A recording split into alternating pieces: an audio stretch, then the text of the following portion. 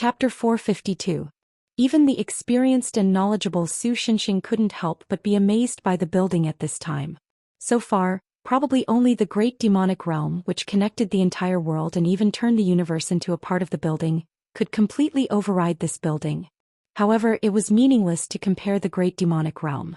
It was just like military fans who were debating whether a battleship in World War II had sneaked into a space battleship when it was at its most awesome. If one wanted to beat it up, it could indeed tie up all the remaining battleships together and beat them up. However, they were not on the same level at all. There was simply no comparison. All in all, if the Great Devil Realm was not mentioned, this huge, probably lotus-shaped building should be the most majestic building Su Shenxing had ever seen. Even the Death Star Fortress in Centaurus was only made of asteroids. In terms of size, it was probably not comparable to this giant lotus building. Almost everyone would be amazed when they saw this building. The reason why he used the prefix almost was because when Emily looked at the giant lotus, she didn't look shocked at all. Instead, she drooled. Su Shenxing didn't need to establish a spiritual link with her to guess what this girl was thinking. Such a big lotus, how big are the lotus seeds? Mr. Landlord, I want to eat lotus roots. Well, it seems that I guessed wrong, but it's almost the same meaning. Su Shenxing glanced around and found that there were many people around, probably because of the end-of-year statement. So he pretended to be righteous and scolded. Don't mess around, this kind of thing has to wait until there are fewer people. Well, if this thing has lotus roots. Although Lux had crammed his knowledge about Earth before he went to find Su Shenxing, and he was more or less familiar with Earth, there were obviously many things that couldn't be learned through tutoring. For example, this time he couldn't figure out what a lotus root was. In the end, he could only turn a blind eye to the whispering of Su Shenxing and Emily. When his eyes could move away from the amazing giant lotus building, Su Shenxing found that they were not on the planet where the giant lotus building was located. They should be in the space station of that planet so they could see the tip of the iceberg of the giant lotus building. If they were on that planet, they would probably think that the petals of the giant lotus were mountains or something. However, the artificial gravity system of the space station was very good, so Su Shenxing didn't notice it for a while. But he was able to notice it immediately because of the gravity. The planet where the giant lotus building was located was obviously a supergiant planet. In the next moment, everyone discovered that they were already in midair. F*CKF*CKF*CKF*CK. That airtight door was just for show. The real door was actually the floor. Unlike the other rookies who panicked because of the sudden situation, Su Shenxing still had the leisure to think about random things. He could even vaguely hear the middle-aged man muttering in his chair outside of the whistling wind. I experienced it before, you guys should also have a taste. Well, this is an experience for rookies, definitely not my bad taste. He didn't know if this planet was strange or if the laws of this world were different from Earth, or if the sofa under him had a special effect. Even though they were still in space, there was no problem with breathing at this height. Even without a seatbelt, the chair didn't show any signs of weightlessness. Instead, it seemed like there was an unknown force that could attract people and prevent them from being thrown out. In short, after the initial shock, Su Shenxing had completely calmed down. Logically speaking, this speed wasn't even as fast as when he was blasted into a star. Therefore, while the surrounding sofas continued to emit screams that were more exciting than skydiving and bungee jumping, Su Shenxing's side was surprisingly quiet and even a bit bored. Landlord, I want to eat glutinous rice and lotus root slices. Don't mess around, where would I find that much glutinous rice? Thanks to this rapid descent, the people in the space station soon began to approach the ground. Just as Su Shenxing thought they would enter the giant lotus-shaped building, the ground slowly opened a gate. We're actually going underground? Even Lux couldn't help but complain. By the way, not counting Su Shenxing and the middle-aged man who were veterans, Lux was one of the first people to get used to parachuting. After all, he was a member of the rocket team that had traveled across the universe. What kind of storms had he not seen? He had even participated in the crusade against the ancient four-element giant whale that had an eye the size of a planet. Even though he didn't do much other than hiding on the ship and shouting 666, the most important thing was to participate. That's why you guys are still too young. At this time, the middle-aged man's chair came closer and he said mysteriously, next is the main event. As soon as Su Shenxing heard this black-bellied guy talking to himself, he had already categorized him as an untrustworthy person. But Su Shenxing was indeed a bit curious. The giant lotus building was clearly there, so why didn't they use it and instead went underground for a meeting? Could it be that they were planning to open it in the lotus root? Regarding this, Sushinshing couldn't help but be a bit worried. What if Emily ate the entire lotus root halfway through the meeting? Behind the gate on the ground was a dark tunnel. Although the chair could automatically float forward, it was hard to tell how deep they had dived into the ground. Only the occasional flashing lights and the luminous paint on the ground let people know that they didn't go the wrong way and floated to another place. After a few more minutes, they finally flew out of the tunnel. Suddenly, their field of vision became clear. Okay, I know it's a bit tacky to use the word shocked, as if you were fired from UC News. But at this time, Sushinshing felt that other than shock, there weren't many words that could express the surprise in his heart. The place they were now in was like the inside of a giant egg on a small platform at the edge. The star core? No, from the visible size, it might have exceeded the size of a star core. It seems that the planet itself doesn't even have a mantle layer, only a surface layer. The reason why I used this kind of speculation was because something blocked Sushinshing's vision. It was like a deformed baby curled up inside this huge egg. The only place where it was connected to the outer eggshell was its head. This made people feel like the life was being pulled by the hair, which was indescribably funny. However, not many people would be able to laugh. This was a cosmic creature that could easily threaten a planet. In any movie on Earth, it was undoubtedly the final boss. Sushinshing could feel that the other party was not a fierce creature. But for a creature of the same size, the other party's terrifying body size was the biggest threat. Even if it was an unconscious movement or even breathing, it could cause a destructive blow to a creature of the same size. In terms of scale, humans might not even be at the level of mites for this huge creature, right? Let me introduce you. The decadent uncle seemed to be very satisfied with the stunned expressions of Sushinshing and the others. He said, "The leader, the highest level of the datum point world, and one of the few pure-blood Midsurda people left. You must be kidding." Lux swallowed his saliva. The one who created the Space Administration is actually a monster race of this level? It is precisely because of the inconvenience of the Midsurda's body size that the deacons of the Space Administration are mainly people from other worlds. The decadent uncle explained. Sushinshing thought about it and felt that it was true. A creature of this level, if it traveled through time and space to other worlds, as long as it was a normal-sized civilization, it would probably think that it was a monster attacking them. Although there was a guarantee of combat power, it would be very troublesome to use it for negotiations or to carry out some secret missions. Therefore, the Space Administration was formed by small people. There was nothing unexpected about it. At this time, Sushinshing suddenly remembered. The giant lotus outside. Could it be, it's the leader's hair? Sushinshing was speechless. If you're willing to give up your position in the Space Administration and come to the Ether Order, I can make an exception to recommend you to the leader, and His Holiness the Pope. You can skip the stages of being an Ether priest, a psychic priest and a broken wall bishop, and directly become an archbishop of the spiritual realm. In terms of position, you're even higher than that stupid guy. I refuse. But Sushinshing still refused the man without hesitation. The trivial matters on Earth were enough for him, and he didn't want to find himself a job. Especially when they couldn't even earn a single cent from this kind of work.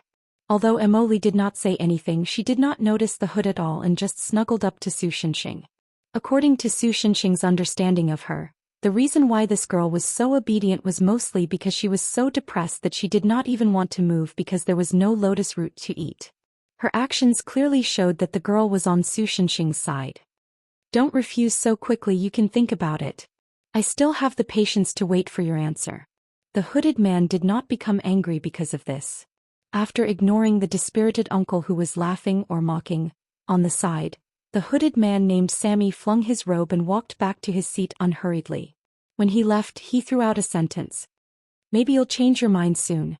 After watching the hooded man leave, Sushinshing turned his head and asked Lux, who had been watching the whole show, what did that guy mean? I don't know. Lux also shook his head. The Ether Order itself is a very mysterious existence in Midsurda. Although it is known by the people, the research it has conducted is a mystery. It is said that the spread of information will cause the disappearance of the uniqueness of the mysterious research, and the loss of the mystery. So the information was sealed. After a pause, he seemed to organize his thoughts a little and then continued, but there is no doubt that the Ether Order's influence in Midsurda and the surrounding second-class worlds, sovereign worlds, is still very large, and their positions are also very high. After all, the ether route that has almost changed the structure of the Space Administration and greatly increased the number of worlds that can be explored is the result of their research. Don't worry, they're probably just bluffing. The dispirited uncle did not seem to be worried at all. He snorted coldly. Apart from the ether route, the ether order has almost nothing to contribute.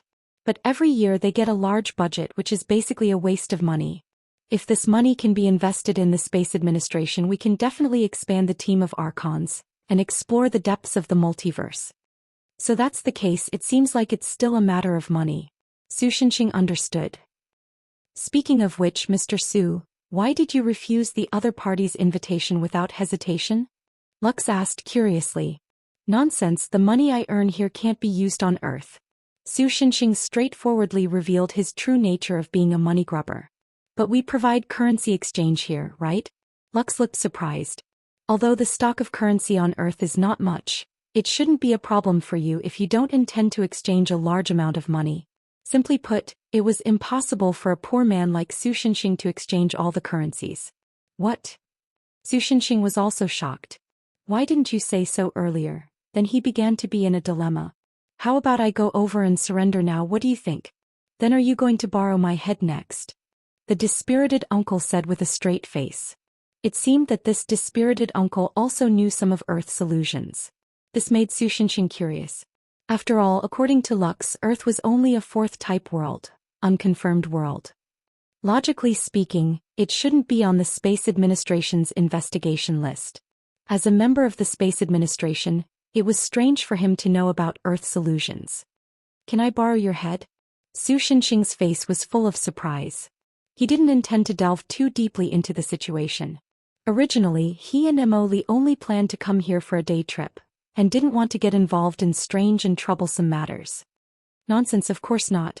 Hurry up and sit down. In a while the end-of-year presentation will begin. The dispirited uncle glared at him, but of course he couldn't pierce through Su Shenxing's face.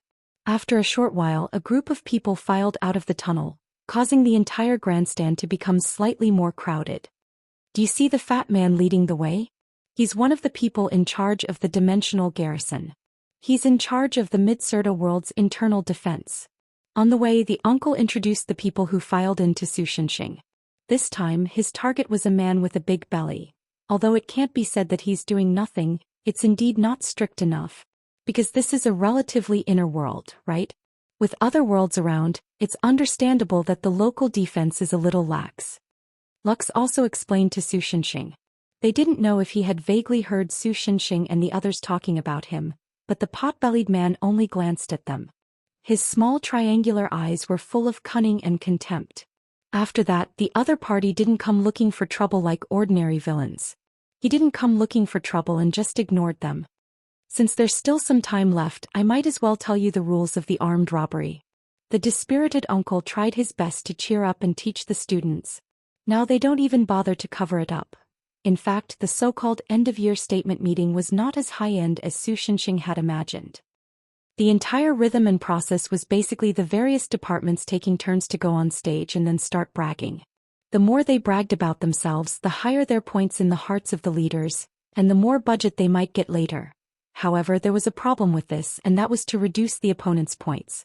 While the opponent was bragging, the others would also ask some questions. It was easy to imagine that these questions were basically of the sharp and harsh type.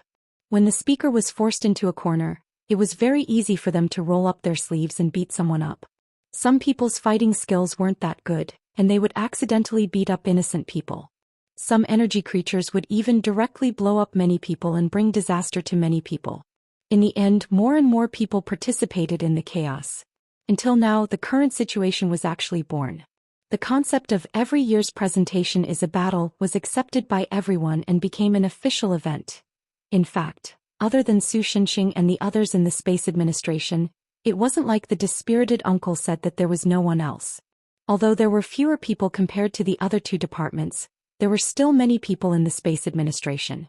However, from the translucent screen on the badge, it seemed that Lux was the only administrator. The others were either logistics or engineers. Obviously, these technical jobs were only auxiliary and couldn't be used as gankers. Therefore foreign aid like Su Shenxing was valuable. Although the dispirited uncle who invited Su Shenxing over probably didn't realize that he was sitting next to a pair of peerless monsters. It's starting. Following the uncle's low voice, the end-of-year presentation finally started as normal. The curtains were pulled open when the leader slowly opened his eyes. The scene was a bit frightening, but Su Shenxing was quite interested. After all, he had never seen such a creature before. The light source in this huge space came from the light spots on the wall that looked like wall lamps. At that moment, all the light spots were like fireflies. They suddenly flapped their wings, although they didn't have wings, and formed a dazzling galaxy in front of everyone. Then a thin and tall man appeared in the Milky Way. Because of the distance, the other party didn't look very tall, especially with the leader behind him as a comparison. But if one looked closely, they would find that the other party was more than 5 meters long, and the length of his arms was even more terrifying. He was wearing a red suit with a black belt and a white shirt underneath. There was also a small and comical cylindrical hat on his head. He wore a pure white mask on his face. There weren't even any eye holes. It was as if he didn't have a face. Do you still invite a host for your end-of-year presentation? Su Shenxing asked with interest. What host? The dispirited uncle asked in confusion. Is that the guy dancing in the light spots? Su Shenxing pointed to the tall and thin guy. But the dispirited uncle widened his eyes and looked over, but he couldn't find the person that Su Shenxing was talking about. This suddenly made Su Shenxing feel that something was wrong. So he asked Lux next to him, but he found that Lux also couldn't see the man. Just when Su Shenxing was hesitating whether to arrest the other party, Mo Li, who was leaning on Su Shenxing with a boring life expression, suddenly opened his eyes. Mr. Landlord, are they going to set off fireworks? Fireworks. Before Su Shenxing's voice fell, there were suddenly many powerful explosions on the leader. Several of them were even more destructive than a nuclear explosion, so much so that the platform far away was directly hit by the storm. Several people who didn't react in time were directly blown off their chairs and fell into the bottomless abyss. After the storm caused by the explosion, what appeared in front of everyone was an even worse scene. The leader, whose body size was close to the size of Earth, had become a floating piece of meat in the explosion just now. The gigantic head was quietly floating in the air. From its lower jaw, its entire body had disappeared. Only its terrifying giant eyes were still staring at the people on the platform. It was as if it was silently interrogating them, causing everyone's heart to sink to the bottom of the valley. Chapter 454. Clap clap. The sudden applause brought everyone back to their senses. Everyone's gaze was focused on one spot, except for Su Shenxing and Mo Li. Before the other party clapped to attract attention, Su Shenxing had already looked over there. Mo Li, on the other hand, didn't seem to be interested in all this. He just stared at the remains of the leader that had been blown up and muttered, "The lotus root is gone." Dear guests, hello everyone. The man in the red suit said with a voice that was sharp enough to give people goosebumps. There was a stiff and fake smile on his face as if he was wearing a mask. It was obvious that the effect of not being able to see him except for Su Shenxing had disappeared. At this moment he was standing on a piece of the leader's shattered flesh, staring at the platform where Su Shenxing and the others were. "What did you do, you bastard?" The president of the Magic Science Research Society, an old man with a goatee who was the last to arrive, scolded loudly. "Don't worry, I was just about to tell you slowly. It's not good to interrupt." The man in the suit raised his hand and made a zipping motion in front of him. The old man could only cover his mouth and make muffled sounds. A few people who looked like followers behind the old man immediately supported the old man, who almost fell to the ground and glared at the man in the suit. But the latter obviously didn't care. He just said happily, "If I let you continue to be confused like this, there will definitely be people who will jump out and say something that will give me a headache. So I'll explain the current situation to you. In short, we launched a rebellion in Midserta and are preparing to overthrow the rule of the Midserta people." Yes, that's it. You lunatic. The pot-bellied dimensional garrison commander wasn't intimidated by the other party. Instead, he snorted coldly. "Our dimensional garrison won't allow such a situation to happen. Overestimating yourselves will only result in you being easily suppressed." "That's not necessarily true, Sir General," the man in the suit said cheerfully. The fat general seemed to want to refute something, but before he could say anything after an undetectable sound, he fell to the ground with a face full of disbelief. On the back of his head, purple blood was flowing out of a finger-sized bloody hole. And from the beginning, the person who stood beside the fat general like a secretary expressionlessly put away a weapon that looked like a pistol into his arms under the shocked gazes of the surrounding people. "See what I said?" The man in the suit's fake smile became even colder. He spread his hands. "When did you think that we would only stupidly use war to kill the Midsurda people and seize power?" Even the old man from the Magic Science Research Society was shocked by this scene and forgot to continue whimpering. The meaning of the man in the suit was very clear. It was likely that their organization had already begun to infiltrate the 4 major organizations of Midsurda a long time ago. Now it was difficult to determine how many spies there were in the 4 major organizations. The only thing that was certain was that Midsurda was in a very dangerous situation. "Speaking of which, you're quite calm, High Priest Sammy Alfredo." Then the man in the suit turned his gaze to the next leader of the 4 major organizations. "It's as if you already knew something. The ether will give us enlightenment. But unfortunately you're obviously not someone who believes in the mysteries and the ether, so you didn't receive any enlightenment from it." There was clearly someone being killed in front of him, but from the tone of the hooded man's voice, there was no fear. Instead there was a hint of mockery. "The ether tells us that there will be a huge and unavoidable calamity. I'm afraid that Midsurda's current ability won't be able to deal with your sudden attack, and will eventually fall one by one. It should have been like this, but you chose to make your move today." "What do you mean by that?" The man in the suit's expression didn't change at all, but his tone obviously became unhappy. At the same time, the man who killed the fat general also cast his dangerous gaze on the hooded man, and the hand that didn't take it out from his pocket once again clenched the handle of his weapon. "I had thought that the future was already decided, that the ether would guide the future. But that was not the case. Today there was an anomaly that even the ether rejoiced and changed the course of its activities, which was why the future slipped into an unknown direction once more," the hooded man said slowly without a trace of fear. "Oh, the ether. Then did your ether tell you that today is the day you die?" The man in the suit suddenly sneered, and then the place where the hooded man was suddenly exploded. Although the power of the explosion wasn't even 1/10,000th of the explosion that killed the leader, it was obvious that the circumstances of these 2 explosions were very similar, and they were essentially the same kind of explosion. In addition, the feeling of the explosion at close range was obviously stronger than the big explosion at a distance. Many of the women present, or gender characteristics that were more feminine, screamed. Cracks also appeared on the platform because of the impact of the explosion. As for the center of the explosion where the hooded man was originally, it had turned into a hole, and from there one could see a bottomless abyss. "Then the next one is Mr. Roland." The man in the suit originally wanted to continue using the annoying tone just now to finish off Roland. But when he saw the situation at the Space Administration, he couldn't help but exclaim. The man who had long lost his decadence naturally didn't say anything. The key was that in front of Roland, Sushinshing stood there with a helpless expression, and in his hand was the hooded man that should have disappeared in the explosion just now. "Originally, I just came to see what the armed men were like, but I didn't expect to be involved in such a strange incident." Sushinshing threw the hooded man in his hand and Roland immediately caught him. "Then as a reward for treating me to lunch, I'll help a little this time." After doing all this, Sushinshing patted the dust off his body and looked at the man in the suit. At this time the words on the virtual screen next to him changed. "Suspect X is on trial. Savior X suppresses the rebellion," but Sushinshing didn't notice this and just said softly, "Emily, let's go." Whoa. Chapter 455. As someone who participated in the rebellion and dared to assassinate the leader and subdue the upper echelons of the 4 departments, Labrel was quite confident in himself. This confidence did not come from his weapon or anything else, but from his own strength. Before joining the organization, he was a peak champion in a fantasy world. He was an orphan born on the battlefield, eating corpses and drinking blood as he grew up. Everything he had seen and learned was about killing. He himself was born for killing.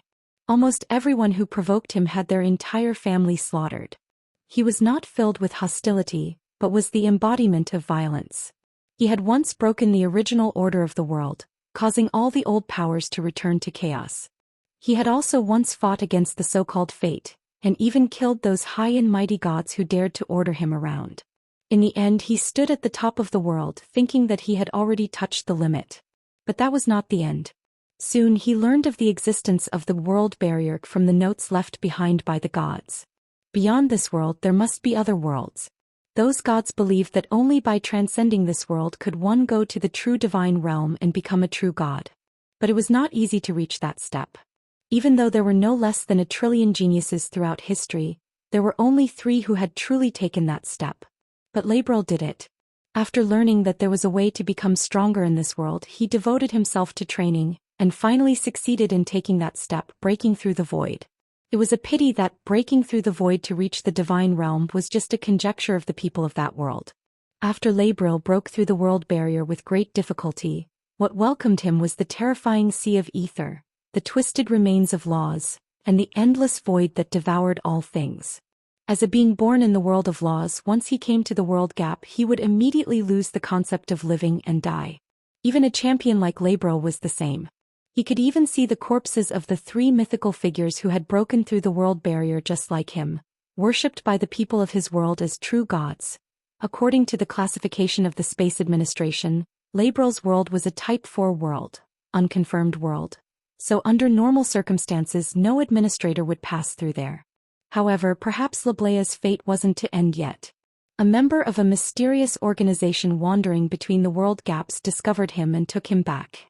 After understanding the truth of the world, Labrel joined the organization and began to work for them. Although he almost died when he stepped into the void due to his lack of knowledge, that did not shake Labrel's confidence. In fact, because the human male was near the rock wall, to a certain extent he was worse off than Labrel and almost flew out of the planet. But soon Labrel realized that he had misjudged the situation again. Not only was the other party unscathed, but he was also shouting, "It's been a long time since someone could make me so miserable. I admit that you're a good opponent. Let me be a little more serious from now on." Or something like that. It seemed like his fighting spirit was even higher. "Come on, I didn't even use a single move. You're the one who blasted yourself into the wall." Labrel cursed in his heart. He turned his head and found that 12 of the 15 rings on his hand, the people of Labrel world had 17 fingers, had shattered. His heart sank. This was the treasure that the organization had given him as a reward after he had completed many of their missions. Every ring could die for him once. In other words, he should have died 12 times during the time he was sent flying 6,300 kilometers away. But he was once a killing god and a few setbacks could not bring him down. Even if the monster in front of him was not inferior to me, he still had a burning fighting spirit. "Be serious? Then let me see how strong you are." Pushing all the power in his body to the maximum, Labrel gathered all his strength and blasted out a killing move that he had been practicing for hundreds of years at his opponent. Then he was slapped back into the wall by the other party. Now, not only were the remaining 3 rings shattered, even Labrel himself was heavily injured. And the other party seemed to be even more excited because he did not die after receiving 2 punches. It would be worse if this continued. He didn't expect that his foolproof plan would go awry because of him. In order to carry out the rebellion, his organization had spent a long time waiting for such a rare opportunity. The top 10 executors of the Space Administration were basically carrying out missions. Even the 7th executor from 3,000 years ago who had just returned had to go to another world to collect some special materials to maintain the ship because it was too old. Many of the UKs sealed by the Ether Order had been stolen by the spies they had planted. Although many of their members had been sacrificed, they had successfully spread them to various parts of the world of Midchelda, causing even greater chaos and distortion of information. The latter, which was the extreme information distortion, was almost fatal to the Magic Science Research Society. All information weapons could not be used against information distortion, which was one of the biggest weaknesses of information technology. Only the former 7th executor of the UK could defeat and subdue the other UK. The only opponent of this rebellion, the Dimensional Garrison, was also in a weakened state due to the annual change of guard. If he could perfectly complete the mission, he would undoubtedly be able to seal the deal. He did not expect such a situation to happen. Labrel knew that things were not good, but he could only think of 2 solutions. The first was to think of a way to escape. According to his past experience, as long as he could escape with his life from an enemy who was much stronger than him, he would soon have a fortuitous encounter that would allow his cultivation to soar to the point where he was only one level away from the enemy. Then he could rely on his talent to kill the enemy. He did not intend to use this method at the moment.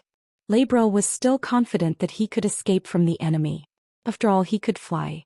But if they were to shrink back, the success rate of this rebellion would be greatly reduced. Everything else aside, as long as this terrifyingly powerful monster went out to cause trouble, then there would be a huge flaw in their plan, and the four major organizations would be able to turn the tables.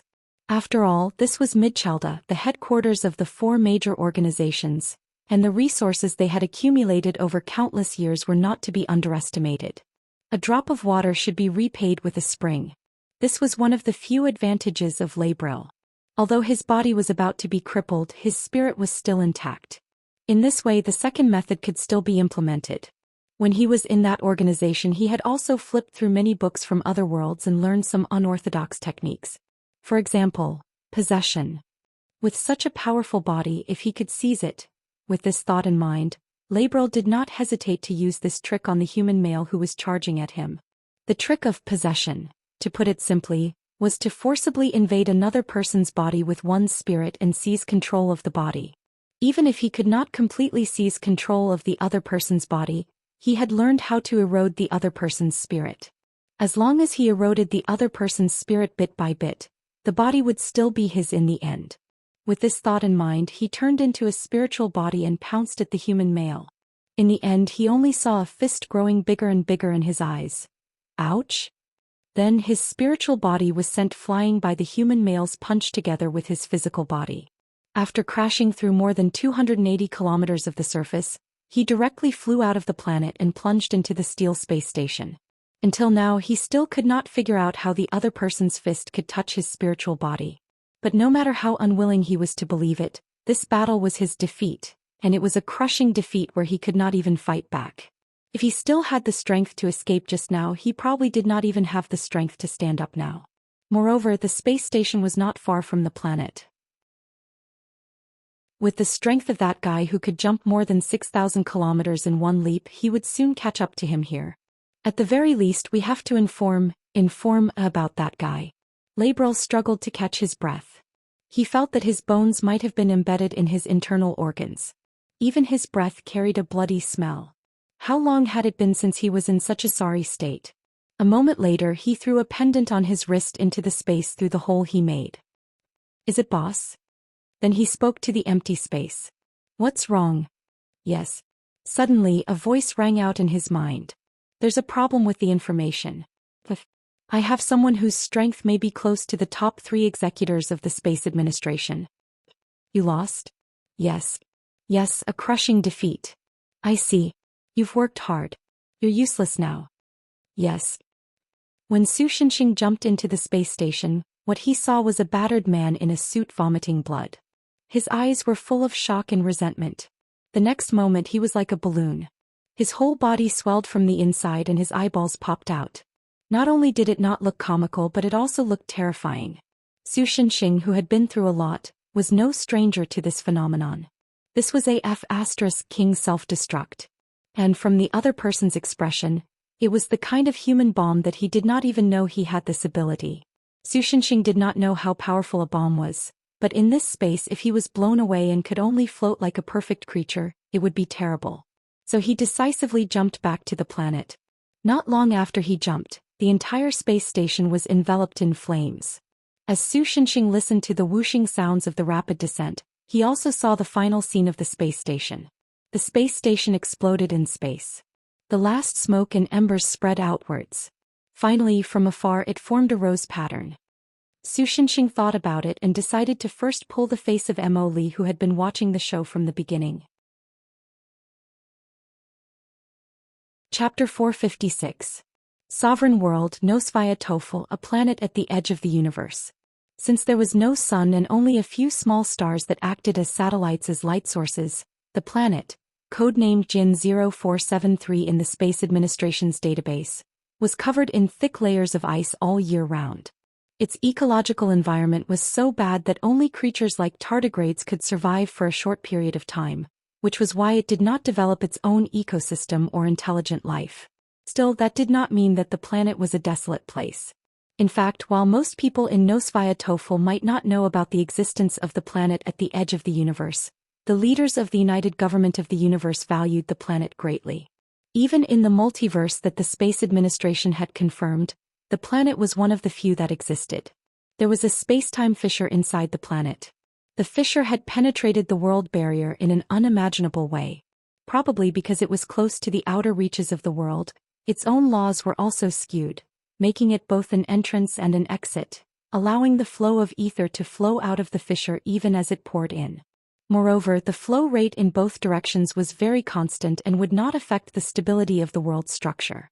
Such unique natural conditions made the planet one of the few docks in Midsurda that could repair and maintain the dimensional ships of the Archons. Thanks to that, the government of this world also received considerable preferential treatment from the Space Administration in terms of policy. At this moment, the ship of the 7th Executor, Ing, who had been missing for more than 3,000 years, was being repaired in this shipyard. It was the ship of the 7th Executor, Ing, who suddenly reappeared. Inside Jian 0473, the mantle near the dimensional fissure had long been removed by construction machinery, and a rather huge building was built with the fissure as its foundation. And as time went on, the building gradually expanded. Today, Jian 0473 was almost hollowed out. "How's the Violet?" In the bridge of the executive ship, Ing strode in and asked the technician who was doing maintenance on the Violet. "With the ether crystal you found, the repair process is very smooth." The anteater that looked like it had 6 arms and could stand on 2 legs replied to her as he wrote a maintenance report on his tablet. Because many parts of the Violet are models from 3000 standard eras ago, many of the stock parts could not be used due to interface specification issues after so long, which is why we could only print them urgently using 3D printing technology. The only difficulty is the precious material that cannot be found in ordinary worlds, which is also the most crucial material for the ship: the crystallization of ether. You know that information reconstruction technology cannot construct the non-existent overhead information ether. But since you can find the crystallization of ether itself, then there is no problem. "So when can the Violet set sail again?" the girl asked. "Well," the anteater scratched its long face with one of its free hands, and then said uncertainly, "In theory, all basic functions have been completed. You can set sail now, but many auxiliary functions have not been installed, and according to the relevant regulations of Midsurda, repaired and maintained spaceships must be troubleshooted by professionals before they can set sail. If everything goes well, you can depart in about 3 days." "Is that so? Well, thank you. You can go now, I want to be alone for a while." "Very well, have a good day." The anteater gave the girl a Michelda military salute, but because it had 4 more arms, the action looked a little funny. After that, the anteater left the bridge. "Violet, are you there?" "The AI is online." "Online completed. I am happy to continue to serve you, my lady." "Is there any record of dreaming in your database?" "Searching." Dreaming is a chaotic memory/knowledge playback formed by some intelligent creatures based on their own subconscious. A considerable part of it is because their thinking organs have fallen into a temporary dormant state. In order to prevent themselves from being unable to be restarted, they run simulations in the dormant state. But your soul and body structure are different from most of the known intelligent creatures. If we include your strength as a variable and search again, we can get different results. In some of the worlds with supernatural powers, humans with supernatural powers can foresee the future to a certain extent through training or because of their talent. This situation is manifested in the state of dreams, also known as precognitive dreams. In addition, there are also special situations such as telepathy and shared dreams. "I'm sorry, due to limited information, there is no way to obtain the knowledge you want. If you really need, I can access the database of the Space Administration for you, and research all the information below your confidentiality level." "No, this is enough." Ing exhaled softly. Since this morning she vaguely felt that something was wrong. It was a strange and ominous dream that made her unable to eat or sleep well. Although she basically couldn't remember what she saw in the dream, it was still difficult for her to let it go. As the cancer of the UK-002 world which could easily destroy a world, Ing knew very well that even if it was a small thing, It could become a big thing if it happened to her. There must be something that she didn't know about, and it happened in some corner. And this matter should also have something to do with her. Could it be that some of the biotype UKs I collected escaped from the ether order? After thinking about it, it seemed that this was the only explanation. After a while, the girl made a decision. Violet, prepare to set sail. But the command tower has no requirement to set sail. As the 7th executor of the Space Administration, I order you to prepare to set sail. Your order has been received, starting the engine. Warning, foreign objects are found everywhere in the ship. Is it the maintenance staff who are still on the ship? Ing couldn't help but have a headache. Ensure their safety, throw them out of the Violet. In addition, several portable neutron bombs were also found. What? The girl was shocked at first, but then she immediately reacted. Her intuition was right. It seemed that someone was really up to something. Her face suddenly became serious. Disable the fuses of those bombs. There's no time to care about these small fries. Go directly to Midsurda. Understood. Chapter 457. The neighboring worlds of the Midsurda world had almost become its vassals due to the existence of the Space Administration, which was the so-called first-type world. However, the uncertain word almost was used because there were exceptions. Although it was an exception, it could only be considered as an ambiguous situation. On one side of the Midsurda world there was an empty gap. The sea of ether in this gap was far more turbulent than the other gaps in other worlds. So much so that even Midsurda's long-matured spaceship technology could not guarantee that it could be navigated in it. Coupled with the Magic Science Research Society's research on the information sent back by the dimensional probes, they had almost confirmed that there was a dark zone in that gap. As for the reason for the formation of this zone, there were still different opinions in the Midsurda Spacetime Academy. Some scholars believed that it was just a natural phenomenon, just like how most planets would have strange weather due to different climates. It was a normal situation and there was no value in studying it. Some scholars believed that it was the remains of the world after it was destroyed by some external force, and the observed situation was just the aftermath of the world's destruction. Some scholars believed that it was the chaos described in many world myths, and when it reached a certain limit, it would explode and form a new universe. Some scholars believed that it was actually the egg of a void creature, and it was hatching. The only thing that could be confirmed was that the dark zone was difficult to navigate and it was extremely dangerous. There was almost nothing in it, so there was no value in developing it. Considering the danger, Midsurda had listed it as a no-navigation zone 1,000 years ago, and all civilian and commercial spaceships were prohibited from entering that area. However, if someone went to that area now, they would find that it was a completely different scene from the desolate and terrible situation in the past. Countless spaceships with completely different styles from Midsurda were quietly parked in that violent sea of ether. All of Midsurda's radars and detectors could not detect them, and even the information beams used for communication could not capture them. They were just like a group of cold corpses. However, although the technology tree was not the same, in fact, these spaceships could communicate with each other. There was a flaw in the plan. The fourth part of the first phase of the plan, codenamed Operation Decapitation, had an abnormal situation. Agent Lablé has died in the line of duty. A spaceship that looked like a megaphone magnified tens of thousands of times sent the latest information to the flagship in the middle of the fleet. The flagship's main control computer projected the information to the personal computer of the flagship's highest commander. Unlike the computers on Earth, the computers in this civilization had been implanted into the body of the individual, and the information that one wanted to know would be directly transmitted to the highly mechanized brain through nerve signals and stored in the corresponding region. However, the commander-in-chief of this flagship was obviously a nostalgic person. He still chose to project the text on his retina. "You couldn't kill the leader?" His brows furrowed slightly. He wasn't too happy about the sudden bad news.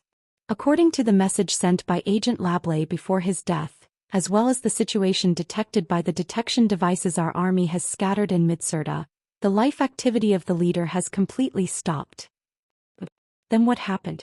When Agent Lablé planned to recruit the upper echelons of the four major organizations and eliminate the candidates who did not cooperate, an accident occurred. An existence at the level of a seat intervened in the battle and defeated Agent Lablé. That Lable, I remember that he also came from a barbaric world. He was defeated so easily. According to the classification of agents, Agent Lable is an S-rank agent. Therefore, it is determined that the enemy's rank is not lower than the top 10 seats. It is recommended that an SSS rank agent be dispatched to eliminate him. That's too slow. Moreover, if the enemy is also an SSS rank, this move is not safe. Although I don't like those bastards in Midsurda, I have to say that their tens of thousands of years of accumulation are still very scary. It's not surprising that there are 1 or 2 SSS rank agents that we don't know about. He took a deep breath, and his expression did not change at all. Both the Emperor and I are mentally prepared to face all kinds of accidents. Rather, it would be unbelievable if our rebellion plan could succeed so easily. Understood. Then how should we deal with this unexpected situation?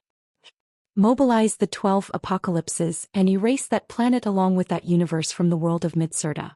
Warning. Are you sure you want to remove the restrictions of the apocalypses and bombard Midsurda? As one of the most powerful weapons on the ship, there was no doubt about the power of the apocalypses. In fact, using the word power to describe it was a bit inappropriate. The original name of the apocalypses was Law Destroyer, because its operating principle was to take the laws of the world and delete the chosen object from its source. It was also called Deletion Cannon. Its destructive power was even greater than some causal weapons. With enough energy, it could completely delete an entire world, leaving behind only the origin of the world. Of course, if he wanted to delete a world, the shipboard apocalypse wouldn't be able to do so. He would need to rely on other worlds and build a specialized world-defying fort to accomplish such a feat. And this terrifying ultimate weapon was currently lying quietly in the dark domain behind the fleet. This was also one of the greatest reliance of this man for his rebellion against Midsurda. On the other hand, the apocalypses on the ship were able to guarantee an absolute advantage in a head-on battle. Not to mention that the people in the seats were not in Midsurda due to various circumstances. Even if there were people in the seats who rushed back, as long as they were not in the top 3 seats, the apocalypses on the ship would be able to delete them along with the execution ship. The reason why the top 3 seats were not included was not because they could not be deleted, but because the top 3 seats had strong intuition. Furthermore, even without the execution ship, they could use their physical bodies to break through the world barrier in the blink of an eye and avoid being locked on by the apocalypses. Yes. Wipe out our enemies from the face of the earth. Long live Loren Visa. The man smiled slightly, then his eyes suddenly became serious. He shouted with a rare hot-blooded voice. Understood. Please enter the launch password manually.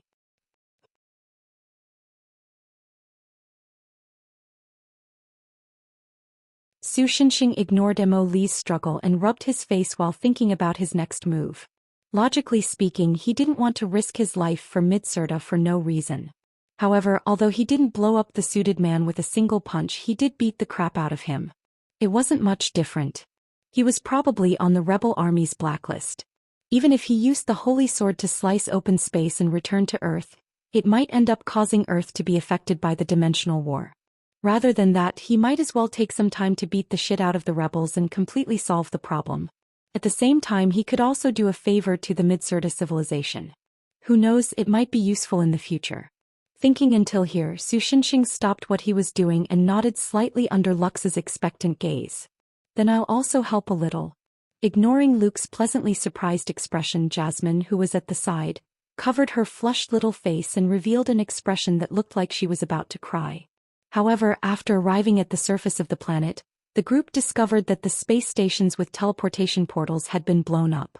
It seemed that the suited man had placed bombs on all the space stations before sneaking into the venue. Since the fastest way was gone, they could only settle for the next best thing. As the executive officer, Lux released the duty ship stored in his gun. Then the group boarded the duty ship and began to head toward the first star. Through the screen on the bridge, Su Shinxing discovered that the huge lotus-like object on the planet below was withering at a speed visible to the naked eye. It began to turn into ashes starting from the tip. It seems that the leader is really dead. Lux followed his gaze and sighed. Midsurda has lost another one.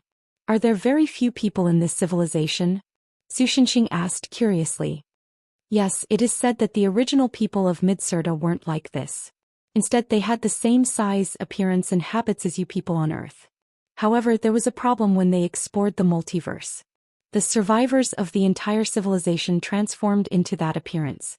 Although they obtained an almost eternal lifespan and vast knowledge, they lost the ability to continue to reproduce. Since Mid-Surda is a super civilization that can already explore other worlds, then can't they even do things like cloning? Sushinshin couldn't help but feel a little strange. Of course, that's not a problem. However, Mid-Surda is a civilization that respects life very much.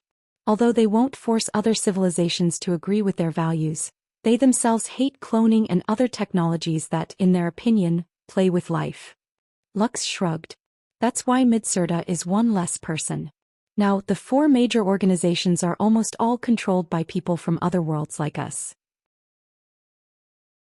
Indeed, whether it was Roland of the Space Administration, Sammy Alfredo of the Ether Order, Old Man Who of the Goat, or Fat General who was dead, none of the high-ranking officials who controlled the real power of the 4 major organizations were Mid-Surda people. Is that so? Sushinshin pondered for a moment. When he was about to say something, the bridge of the duty ship suddenly rang with an ear-piercing alarm. How can it be? The hyperdrive mode is not working. Although they were in the same universe, this planet was obviously more than a few 100,000 light-years away from the original star. With the speed of the duty ship, if they flew over, they would have probably turned into fossils. Therefore, they naturally had to use the hyperdrive ability that was used in all interstellar works. However, the moment Lux's duty ship was about to enter the hyperdrive, it was interrupted by an unknown force. Lux, release the probe. The target is the position of GS-7323. Roland looked down at the radar-like light screen and suddenly said loudly. Lux, who didn't know what was going on, naturally did as he was told. Then a strange object appeared on the screen of the bridge. What is this? The old man with the goatee was stunned. In short, it was a starfish. A supermassive starfish that was similar in size to the planet. We're in trouble. Sammy Alfredo of the Ether Order said helplessly, that's a biological UK. Chapter 459. Requesting backup. I repeat, we are the 17th Regiment of the Dimensional Garrison. We are currently under attack from the enemy's phase cannon. Requesting backup. In the stronghold guarding the entrance to the Mid-Surda dimension, the signaler hid in a bunker and repeated the request for backup over and over again. The planet's stronghold that originally had the ability to activate the interference field and prevent spaceships from other dimensions from warping into the Mid-Surda world was on the verge of collapse. In fact, there were a total of 32 such planet strongholds. As long as half of them were functioning normally, the interference field would not be a problem. However, since the start of the war, there were already 16 strongholds that had lost contact. If their stronghold also fell, then the interference field would immediately be paralyzed. The Mid-Surda world would also become a defenseless and naked woman. From the perspective of the universe, the originally perfect sphere stronghold was now like an apple that had been bitten several times. Its surface had become uneven. This was the masterpiece of the phase cannon. Compared to traditional artillery, as long as the precise coordinates of the phase cannon could be obtained, the power of each shot could be maximized. It was almost impossible for the external armor to interfere with it. Moreover, although it could not be compared to a law weapon like the Apocalypse, the phase cannon was still a weapon that could attack from outside the world. Although there was a delay in each shot, as long as several spaceships equipped with phase cannons attacked together, they would be able to reap considerable results. If the stronghold had not immediately determined the enemy's weapon after being attacked and began to warp to avoid it, it would have been riddled with holes long ago. Even so, the current situation was still overwhelmingly unfavorable. The signaler's continuous calls for backup were of no use. The only thing that filled the dimensional communication channel was the desperate screams of the signalers when their own fleet was destroyed. When the explosion occurred on the stronghold once again, the lights in the stronghold suddenly went out. Although the emergency lights were turned on because the backup power was connected, and the stronghold regained its light, the signaler knew that everything was too late. The attack just now was very likely to have hit the stronghold's energy furnace, causing the main energy furnace to be scrapped. It might even have caused a second explosion that blew a piece of the planet's stronghold into the universe. However, this was not the main point. The enemy would definitely not let go of the moment when the interference field was no longer effective. He raised his head and looked through the special glass skylight of the signal room to see the usually dark universe. At this moment, many golden ripples appeared in the originally dim star field. One spacetime battleship after another entered the universe through the ripples. Mid-Sirta is finished. The portable signaling device in the hands of the signaler fell to the ground. Fortunately, the quality of the military equipment in Mid-Sirta was reliable. Even though it was dropped, the indicator light of the gadget was still blinking, indicating that it was still working faithfully. However, the owner of the gadget did not seem to notice this at all. He only muttered to himself, "It's all over. That's UK-051's sea planet." The hooded figure from the Ether Order was explaining to Su Shenxing and the others what kind of monster they were facing. Its information distortion isn't that big. It's just a normal cosmic life form. However, the problem was that it could disregard the conservation of mass and energy and carry out unlimited division without eating. Even now, we don't know whether the thing in front of us is a split body or the main body. I'm not very good at dealing with this kind of thing, Su Shenxing murmured. Then what should we do? Lux was at a loss. Just ignore it for now. It's better to rush to the initial star as soon as possible. As long as we can end this rebellion, it won't be too late to slowly deal with these big starfish. Roland could only settle for the next best thing. But before they could start moving, the starfish approached them. Does it want to prey on us? The old man with the goatee frowned and asked the hooded figure. Probably. Our experiments haven't reached this guy yet. Almost all of our understanding of its characteristics comes from the records of the seventh seat. The hooded figure replied, so I don't know what its food habits are. Blow up anything in front of us with the main cannon. Business is more important. Roland decisively ordered. Unfortunately, this can't be done.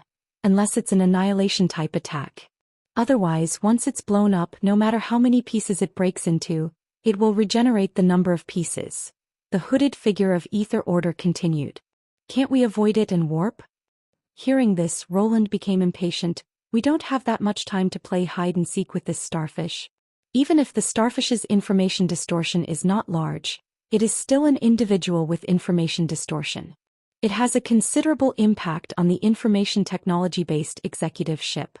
To completely avoid the starfish's information distortion, the ship's mainframe needs to correct the surrounding information errors and warp data for more than 10 minutes. Old Man who was more knowledgeable in this area, shook his head. When they thought that these starfish might have spread throughout the entire Mid-Sirta universe, they felt a headache coming on. As a result, the most powerful information technology in Mid-Sirta was almost completely blocked.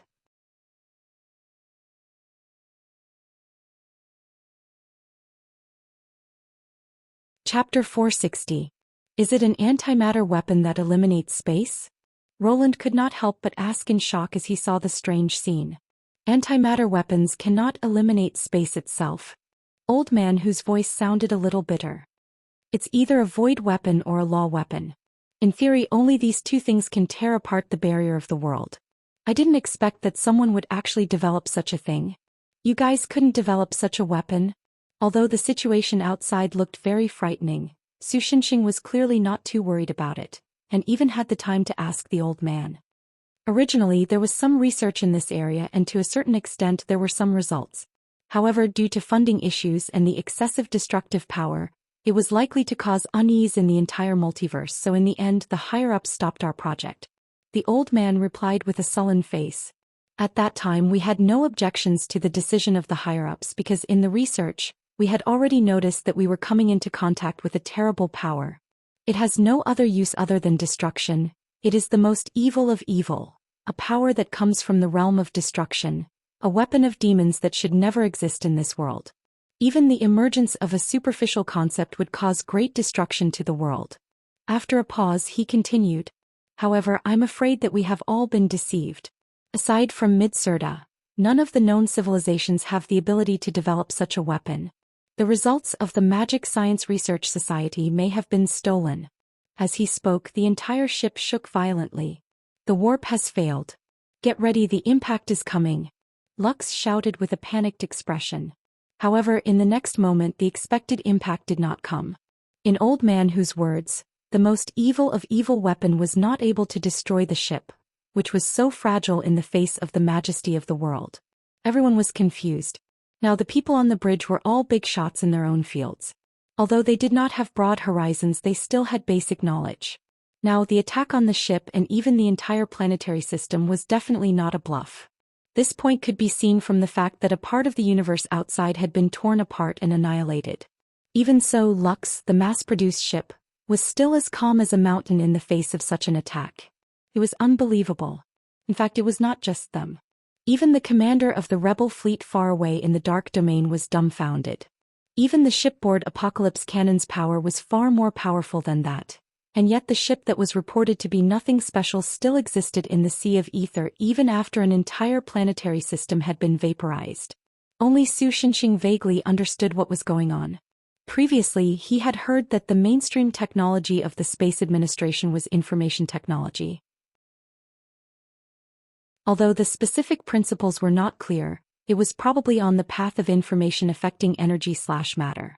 Although this was the first time he had seen this kind of technology tree, judging from the current situation, the weapons under this technology tree were somewhat similar to the concept attacks he had encountered before. Concept attacks were very unreasonable. They could practically ignore all defenses and resistances and directly deal conceptual damage to the target. But at the same time, Su Shenxing, who had fought this type of enemy several times, knew that although the concept attack was powerful, it also had many limitations. The most important point was that it needed to have a certain degree of understanding of the individual that was exerting the concept attack. After technology had developed to the level of Mid-Serta, most of the physical laws of the universe in this world should have been grasped by the civilization. In this case, they could even use computers to simulate the operation of the universe and achieve a similar effect of foresight. After that, with the Space Administration's exploration of other worlds, all kinds of worlds were discovered and successfully observed. Naturally, their universal constants were also grasped by Mid-Serta. It was because of this that the weapon that could erase the world itself was born. In addition, this weapon should have a mechanism that could automatically eliminate errors to ensure that even if the universal constants were different from the type that had been observed, it would still be effective. But Su Shenxing and Jasmine, these two fellows, were not among them. In calculations that could easily reach tens of digits, it was normal for the number after the decimal point to be regarded as an error. But what if the error was a number of millions of digits? Obviously, the calculation itself would not be valid if that happened. Rather than getting to the bottom of this, I think you should prioritize finding the enemy. Seeing that the people in the bridge began to make wild guesses, Su Shenxing could not help but cough and said to Lux, "The execution ship itself was a vehicle that needed to cross worlds to perform missions. Therefore, if it simply came to the Sea of Ether outside the world, it would not have much impact on the execution ship. By the way, the sea planet seemed to have fallen into the gap between worlds. God knows if it would be annihilated in the Sea of Ether or drift to other worlds. Yes, I think so too." The decadent Uncle Roland, who had no time nor interest to care about the sea planet, nodded. "And in any case, we have come to the outside world. The Mid-Serta world itself has an interference field. If we want to enter, we can only do so after reporting and obtaining permission. With the current situation, the Central Bureau of the Space Administration should not have the time to deal with our report." Although that's true. But Sir Roland, Lux opened his mouth wide as if he did not know what to say.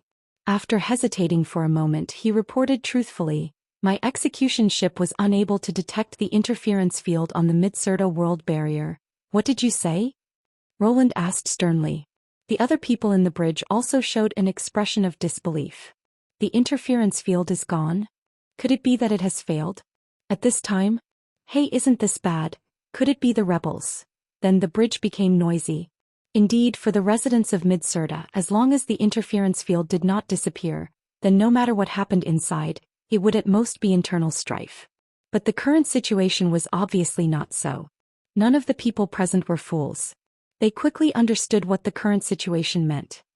The battle situation has expanded and Mid-Serta is at a disadvantage. This information suddenly appeared in everyone's mind. "Silence!" Roland shouted and deterred the people who were whispering below. But after that he was also a little hesitant. Should they continue to stay outside the world to look for the enemy with the dangerous weapon, or should they immediately rush back to Mid-Serta to help? "Excuse me, what do you think we should do now?"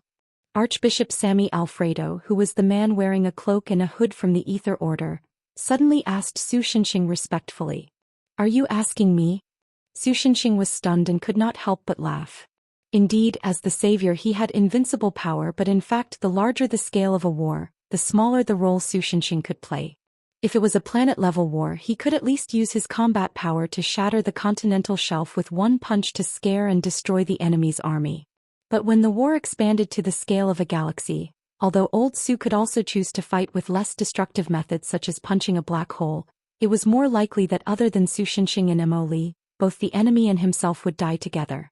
When the war expanded to the scale of a galaxy, Su Shinshin had no other choice but to directly blow up the entire galaxy. After all, when his destructive power was magnified to a certain level, there was no way to retract it into a precise attack. And if the war expanded to the scale of a world, like the time in the Great Demonic Realm, there was basically no other choice but to destroy the entire world.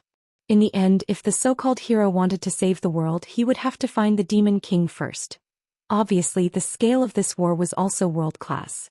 Su Shinshin felt that with his size, even if he was thrown into a galaxy, his role would be very limited. He could not possibly destroy the world again, right? In the end, if it's a rebellion, the enemy must have a leader, right?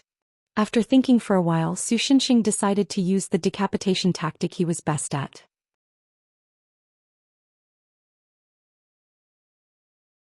Lux looked at Roland, who had returned to his decadent appearance. Okay, the minority obeys the majority. Let's go to the place, this girl said. Roland heaved a long sigh and compromised.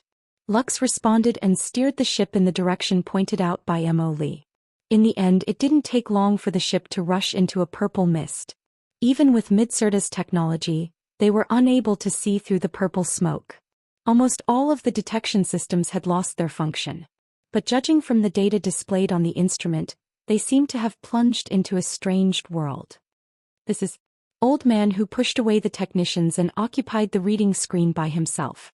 The expression on his old face kept changing. What the hell is this? Su Shinshin asked curiously. It's a dock. Simply put, it's a temporary mini-world. Because the ship stays in the sea of ether for too long, not only does it consume a lot of energy, but it also easily damages some parts of the ship. Therefore, when the ship performs a mission outside the world for a long time, it stops in this mini-world to prevent that from happening. But the problem is, old man who took a deep breath. Damn it, this is also the research result of our society. It was plagiarized before it was even published. The old man punched the screen and almost couldn't catch his breath. This is too shameless. Your society has already been infiltrated into a sieve. Su Shinshin muttered silently in his heart. Not long after, the ship finally passed through the world barrier of the mini-world. Everyone's eyes suddenly opened up. However, the next moment, the huge beam of light almost pierced through the ship, scaring everyone on the bridge. What appeared in front of them was a battlefield.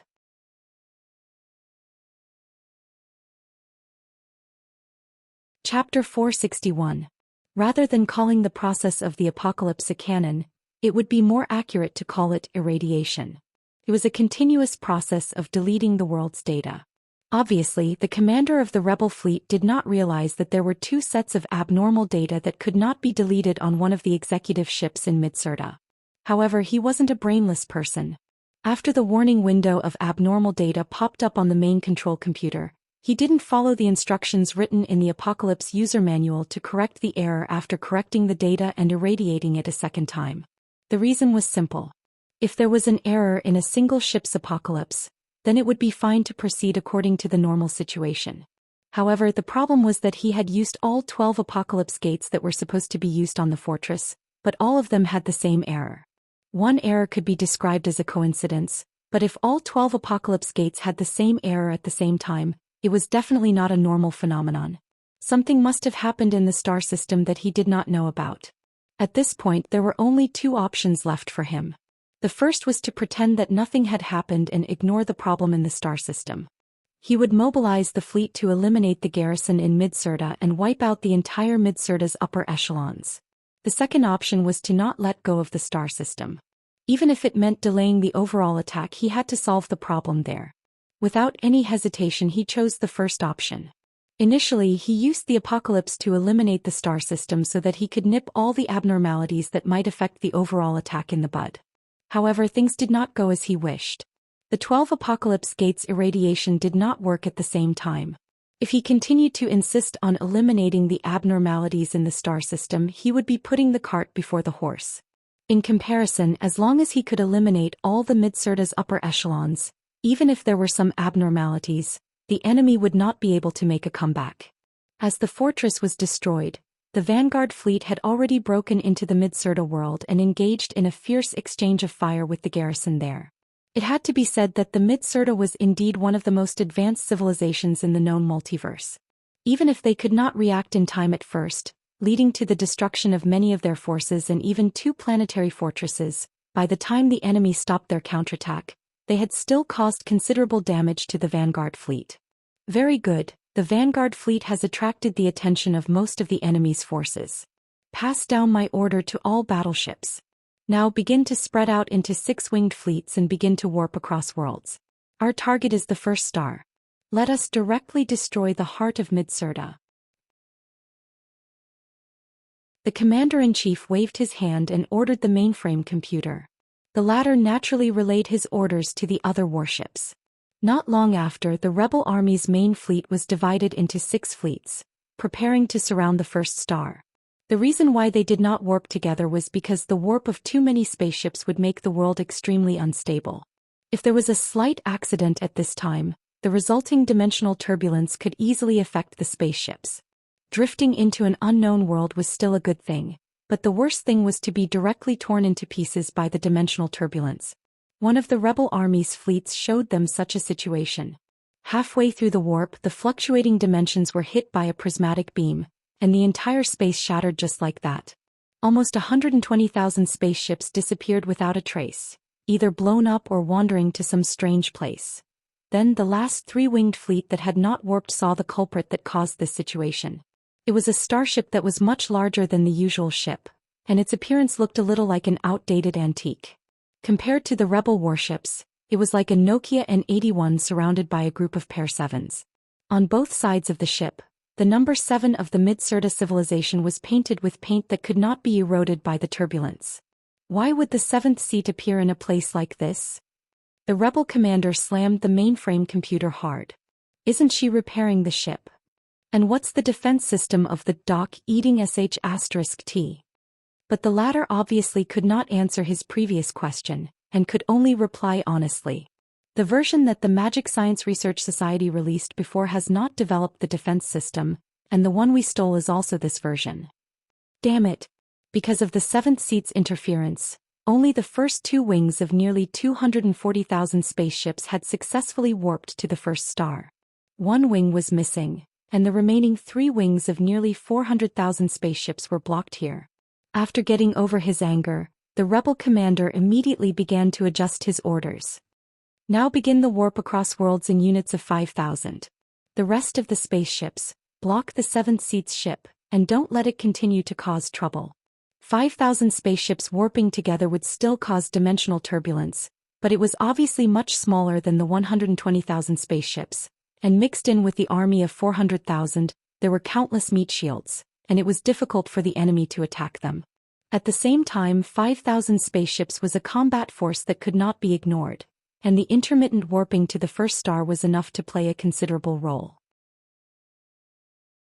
What's more, maybe the damn 7th seat would not even last a few seconds and would be torn to pieces by the main cannons of countless spaceships. He stared coldly at the starship on the screen that was shifting between countless cannons and said in a deep voice, "Very well, let me see how many seconds you can last for Midsurda at the cost of your own life. Why does this annoying premonition always come true every time I have it?" Ing curled up in the pilot's seat holding the control stick in her hand. This was a part of her 3,000-year-old model. More than 2,000 years ago, the new model of ship had eliminated manual operation. "You're too impulsive," the main control computer of the Violet said. "I think so too," the girl shouted as she tried to move the control stick. To be honest, the manual control mode was really a big help. If it was purely on autopilot, the ship would probably be shot down in a few seconds. After all, there were nearly 400,000 main cannons and many secondary cannons. Just calculating the trajectory of these dimensional weapons was enough to cause the main control computer to crash. But Ing was an exception. As UK-002, her perception was simply outrageous. Almost every time the enemy fired, she could always find a way to dodge. But this was already the limit. After all, the performance of a 3,000-year-old antique was still there. Just dodging was already exhausting, and it was impossible to stop the warping spaceships in this situation. No, if this goes on, it won't be able to delay them at all.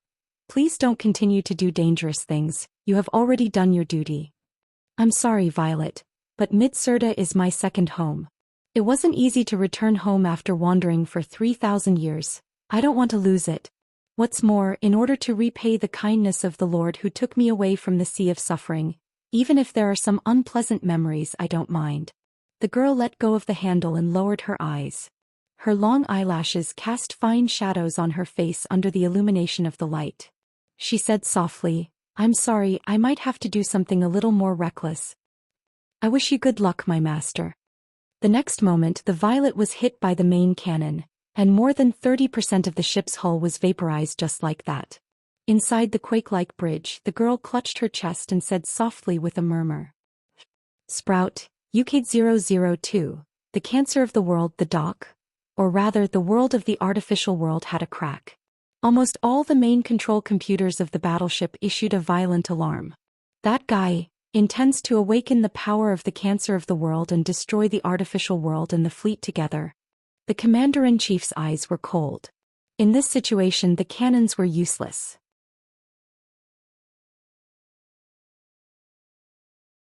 Just calculate according to the power of my attack. Emoli, meow meow meow. Su Shinxing pinched her little face. You can act cute when we get home. It's time to do something serious. I'm starting to miss dinner at home. Me too. Then hurry up and help. Su Shinxing turned around and looked at the battleships that seemed to be glowing at them, and said through the mental link, this world is just a man-made fake world, so it doesn't matter if you put in a little more effort. I'm almost tired of this dirty light. Whoa.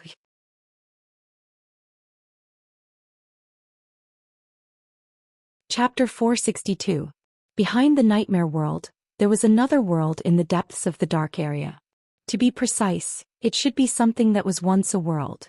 Although it was somewhat similar to the fragments of a world, it was not fragmented to the extent of fragmentation. It was just that the source was damaged and the laws were incomplete. The entire universe was also in the extreme state of birth and destruction at the same time. There was only one reason why the world had not collapsed yet. At the center of the world there was its singularity that maintained everything in the world.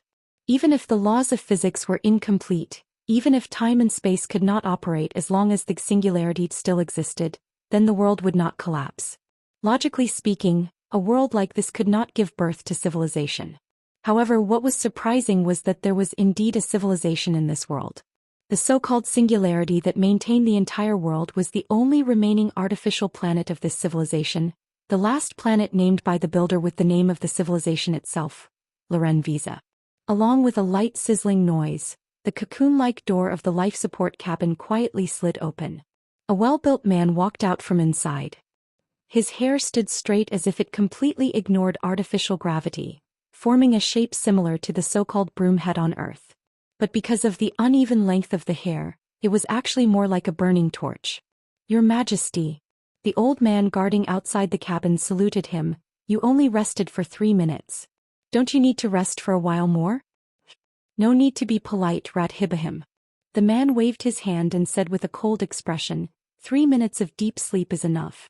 Now is the critical moment to decide the future of Loren Visa. As the last king, I can't be lazy at this time. As they spoke, they had already walked to the aisle outside the room. There was something similar to a window on the outside of the aisle. Of course, because of the lack of laws, it was stupid to directly contact the outside world, so in fact, this place was completely isolated from the outside world. The so-called window was just a display installed so that the residents would not be too surprised. However, what was displayed on the display was the scene that could be seen from here. At this time, from the display screen, one could see that a star not far away was constantly repeating the process of igniting, collapsing, extinguishing, and then igniting again. For the former Loren Visa civilization, it was a sun-like existence that brought warmth and energy needed for life. But now, if the planet they were born on was still there, it would only be swallowed by this star during its transformation into a red giant. The world was no longer normal. Even with the singularity, the artificial planet Loren Visa could barely maintain the status quo. But if this continued, the collapse of the world was inevitable. It was precisely because he was well aware of this, and after living in this kind of world for nearly 10,000 years, Loren Visa, who continued to have enough strength, would raise his iron hooves of revenge against the culprit Mid-Surda, and swing the hammer of sanctions against that civilization. The inheritance of knowledge from generation to generation allowed Dagita to possess the memories of more than 100 emperors, and at the same time he also inherited the hatred of more than 100 people. The strength that his predecessors had accumulated through enduring hardships and enduring humiliation to survive had finally reached a qualitative change in his generation. The development of several decisive weapons, including the apocalypse, had also given him the confidence to pull back the curtain on the aftermath of the war from 10,000 years ago. And judging from the current situation, the results were remarkable. When he came to the Kingdom Hall, the various branch plans displayed on countless screens seemed to be proceeding in an orderly manner, and the ministers in charge of each branch plan were also doing their best to deal with all the situations. It would be better to say that Mid-Surda's performance was too weak. It was as if all the hard work he had put in to accumulate strength over the years had been in vain. Many of his backup plans had not been used, and the plan had already succeeded by more than half. This made him feel a little unsatisfied. "Brother." At this time a little girl stumbled out of the inner court. "Your Highness Tarbal, His Majesty has already succeeded the throne. The way you address him should have been changed a little," the old man who was serving Dagita said to the girl in a rigid tone.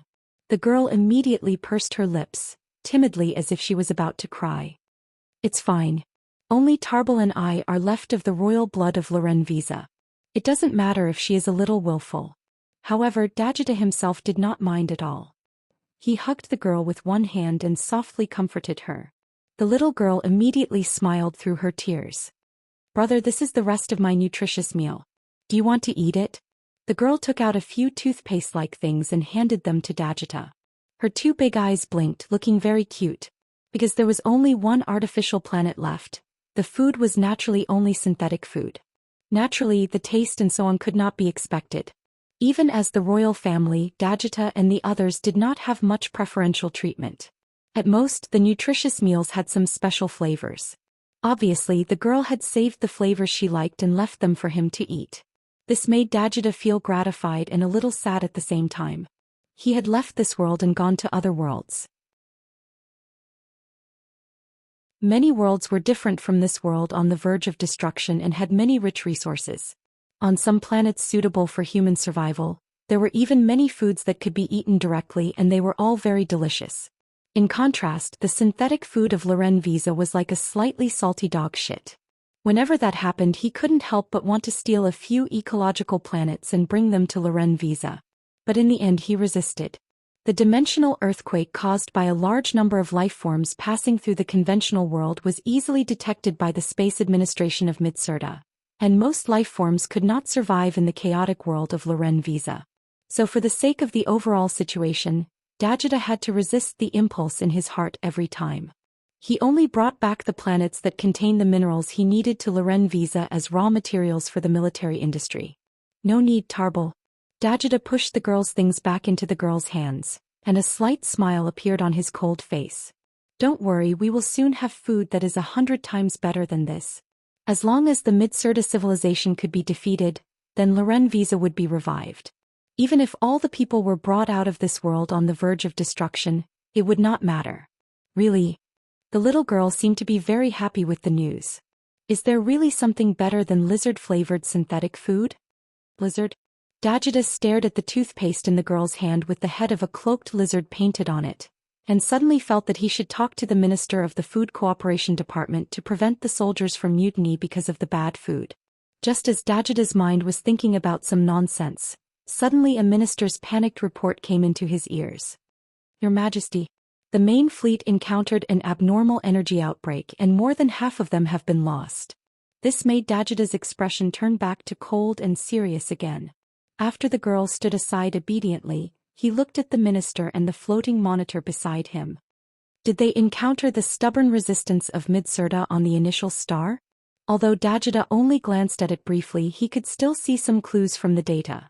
The remaining starships seemed to be gathered near Mid-Surda's initial star, and they were still in a fierce crossfire. In this case, the large number of casualties should be swept away by the superweapon on Midsurda's initial star. Although he had expected Midsurda to strongly resist the decapitation operation, he did not expect the other party to hide such strength. The spies of the Magic Science Research Society didn't know about the superweapon in advance. If that's the case, it's better to consider the possibility of the other party having an underground research institute. Dagita muttered softly as he did not expect this to happen. This would be a little troublesome. Fortunately, it was not that there was no way to deal with it. Although the other party had destroyed nearly half of his main fleet, there was still half left. Theoretically, it could be done by using the superweapon one more time, so why drag it out until now and it was still a normal crossfire? Perhaps the superweapon was a one-time use, or it needed to be on cooldown. Of course, although he did have a backup fleet as a support force, if the superweapon was only on cooldown, sending the backup fleet out would not play a decisive role, and it would be easy for the other party to wipe them out again. In this case, it would be safer to directly use the world-class Apocalypse with the highest power to directly delete the initial star. Although this would certainly lose a lot of important intelligence data and technical information. After all, he wanted to capture the initial star in the first place for those things, but now was not the time to care about these losses. No, it's not like that. Just as Dagita was about to order the activation of the largest Apocalypse, the minister said with a sour expression, the other half of the starships were destroyed before they could warp to the initial star. Even the dock was destroyed. What? Dagita was stunned and then his face darkened. Do you know what happened?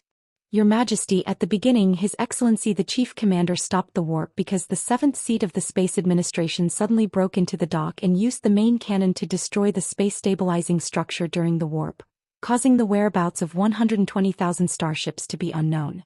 But after that, His Excellency the Chief Commander forced the other party into a desperate situation, the 7th seat, the cancer of the world, Because he had planted spies in the Space Administration, it was impossible for Dagita to not know about the sudden return of the 7th seat who had been missing for 3 years. However, he did not expect that the legendary 7th seat would actually interfere in his plans. Could it be that she has awakened the power of her chest? There is a certain possibility. But the problem is, according to the records of the library, the energy explosion of the 7th seat's UK should not be this strong. The minister replied with a puzzled look.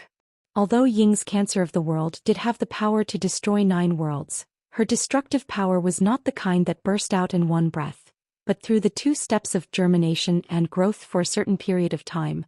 Only then would it destroy the worlds that she had taken root in. And the price of doing so was that Ying would also die because of the germination, and then wait for the bud and flower to be reborn. As for whether the reborn Ying and the past Ying were the same person, no one knew except for Ying herself. That's right. The minister's eyes lit up as if he had thought of something. Before the abnormal energy explosion, there seemed to be other executive ships that entered the dock. Other executive ships? The top 3 seats? Dagita furrowed his brows and asked. No, it seems to be the 62nd seat. What the hell is the 62nd seat? Dagita carefully recalled and found that he had never heard of the 62nd seat at all. After all, only the top 10 seats were relatively valuable. Even except for the top 3 seats, the other deacons would not have much impact on his plan.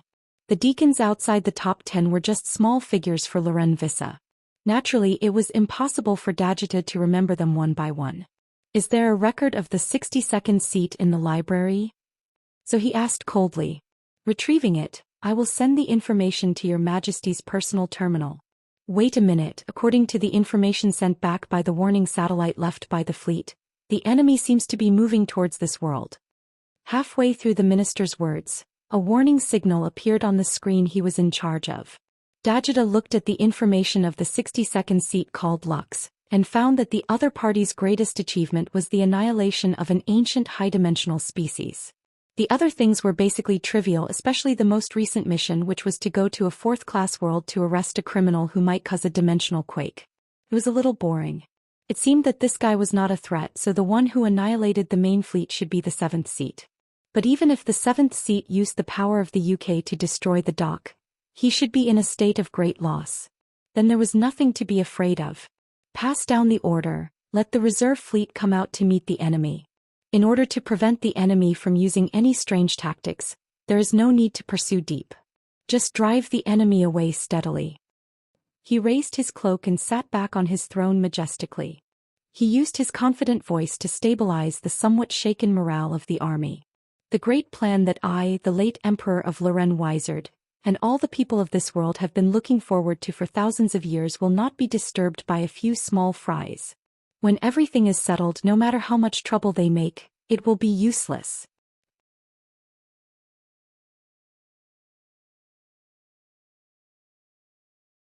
Chapter 463. Perhaps it was because they were in the world gap that communication was not particularly smooth.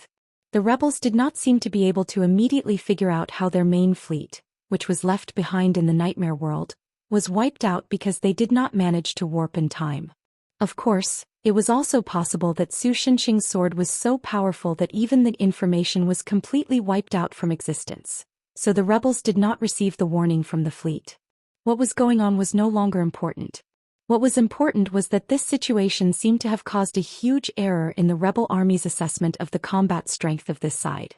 Not long after the ship moved forward, they encountered the second wave of the rebel army's fleet. Judging from the paint, it should be a reserve fleet. Naturally, this fleet was also harvested by Su Xinxing's attack. It was only at this time that the rebels seemed to panic. They set up a new nightmare world and then launched a world-level apocalypse, intending to delete Lux's execution ship along with the nightmare world. The result was self-evident. Whether it was Su Xinxing's fleet or the UK's information distortion following behind them, they were not affected at all. After breaking through the second nightmare world, the execution ship continued to sail for not long and arrived at the suspected destination. In theory, the concept of visible light did not exist in the sea of ether, so the human eye could not see anything. The reason why the display screen in the bridge could see the strange scene formed by the aurora was in fact the result of the ship's visualization of the surrounding ether waves. But this theory did not work on Su Xinxing. At this time he still stayed on the upper deck of the bridge with Emily and looked as far as he could, and what he saw was a world he had never seen before. Su Xinxing was not sure what kind of state the world was in, but the world he saw in the past was generally like a beautiful glass ball. This made him think that his ability to visualize the concept of world may have come from the lattice worlds placed in the window of the great demonic realm. Because of this inherent concept, the world he saw in the sea of ether in the future looked like that. If he must say, this was probably a manifestation of the world changed by his will. But the world in front of him broke his understanding. If the world he saw in the past was a beautiful crystal ball, then the world in front of him was like a half-eaten dark red apple core. This was not a complete world. Almost subconsciously, he realized the meaning of this situation in his mind. "Visitor, please stop here." At this time, a strange voice rang in Su Xinxing's ears. He just realized that a person had appeared outside the world without him knowing. The other party looked very similar to a human male, but he was covered in a thin layer of strange energy field. That was probably why he could not die in this environment. The other party had a torch-like black broom hair, and the clothes on his body were quite luxurious. It was obvious that he was a big shot. In addition, there was a portable device like a thruster behind him. From this point of view, the technological level of the other party's civilization must be very high. At least it was higher than Midsurda. Su Xinxing did not see any similar equipment in Midsurda. Even when Lux's ship was anchored in the Sea of Ether, he wore a very bulky spacesuit-like external device. According to him, it could not be too far away from the ship. It was obviously not comparable to the other party's mini-device that could float out of the world. In addition, Emoli also felt the existence of extraordinary power from the other party. But according to his estimation, even if the other party used all the extraordinary power in his body and all the fuel of all the equipment, the maximum power produced would probably only be able to destroy 1 or 2 solar systems, so there should not be too much of a need to be too concerned about this. In addition, Su Xinxing also found that the other party's pronunciation was very similar to the official language of Midsurda. However, because he did not have any systematic knowledge in this area, it was only a guess. However, probably out of caution, Lux stopped moving in the bridge below and let the ship float there so that Su Xinxing could talk to the other party. His deduction was wrong and it was a big mistake. Dajita was now very anxious. Indeed, the starship of the 62nd executive officer was nothing, but the problem was, what were the two guys on the deck of the ship? They actually annihilated Loren Viss's reserve fleet with just one attack. When he thought of this, Dagita's heart ached, but he was also surprised by the other party's strength. It must be known that even the fully armed Midsurda people could not do this. Could it be that the legendary void creature was real? As for the dock and the accompanying apocalypse not working, it was also within his expectations. After all, apocalypse was a weapon against the world, so it was natural that it would be greatly reduced when used in the void. Although I don't know your identity, I presume you don't have too close a relationship with Midsurda, right? He tried hard to calm his mind and said to the other party. In order to ensure the fluency of the language, he also deliberately used the language of Midsurda, which was also considered the most mainstream language in the surrounding sovereign world. Although Loren Vissa still had other decisive weapons because the reserve fleet was annihilated too quickly, those weapons could not be fully deployed. Therefore, Dagita risked his life to meet the enemy who destroyed the entire reserve fleet. It would be best if he could persuade them, but if not, he would have to delay enough time to deploy the other decisive weapons. Although according to his identity he did not have to do it himself, but in this kind of life and death situation he did not intend to put all his hopes in the hands of the ministers. After all, in a sense, he who had traveled to many other worlds had more experience than the ministers who had been living on artificial planets since childhood. At the same time, he also received the memories of the past emperors, which made him very mature, and the success rate of persuading the unknown enemy was relatively higher.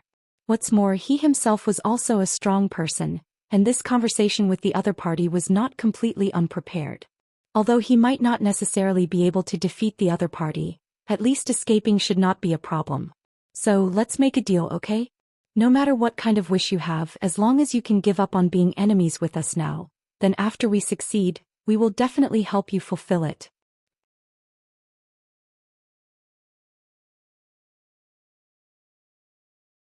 Chapter 464. Su Xinxing was such a righteous protagonist, so he naturally wouldn't agree to such a dirty deal. Although he also thought of making a wish such as making his hair thicker so that his hairline wouldn't be too high in the future. But seeing how the other party's own world was shattered like the fragrant chicken that Emily tore apart, he reckoned that he couldn't fulfill this wish that even the grand wishing spell couldn't fulfill. Not to mention that a bunch of Midsurda elders were stuffed under Su Xinxing's feet right now. Actually, I'm quite curious, why did you do such a thing? Su Xinxing asked the other party. Although he didn't have the special skill of being able to speak in the sea of ether like the other party, he felt that the other party could most likely hear his voice. In addition, the other party thought that he hid it well, but no matter how you looked at it, it seemed like he was stalling for time. Su Xinxing felt that he was very likely to answer his question, and answer it very carefully, like a certain author who broke down 1,000 words into 2,000 words. If it's just a problem of the world collapsing with your technology, it shouldn't be difficult to at least move out of that world, right? Although he knew from Old Man Who that the other party's main technology was stolen from the Midsurda Magic Research Society, but being able to leave one's own world was an undeniable requirement. Even in some of the sovereign worlds of Midsurda, the leading technological civilization hadn't been able to reach this step. Because the existence of Loren Visa must not be known by Midsurda. Sure enough, the other party didn't hesitate at all and slowly told him, as far as I know, although Midsurda can't be considered as a particularly benevolent civilization, they aren't that harsh to other civilizations? Su Xinxing gave him face and continued to ask. This was indeed Su Xinxing's feeling. Although he didn't think much of Midsurda's establishment of the Space Administration, which was like the lighthouse nation on Earth, acting as the dimensional police, he had to admit that they did a good job. At least from what Su Xinxing knew, Midsurda didn't point at other civilizations and say that they were hiding large-scale dimensional destructive weapons, then directly slap them and finally destroy the civilization without finding anything. Of course, Su Xinxing's own situation was a special case. Of course, to pretend to be a big brother in front of others, naturally you can't show your cruel and vicious side in the past. Although the other party understood how terrifying Su Xinxing was, when he mentioned Midsurda, he couldn't help but have some sarcasm in his words.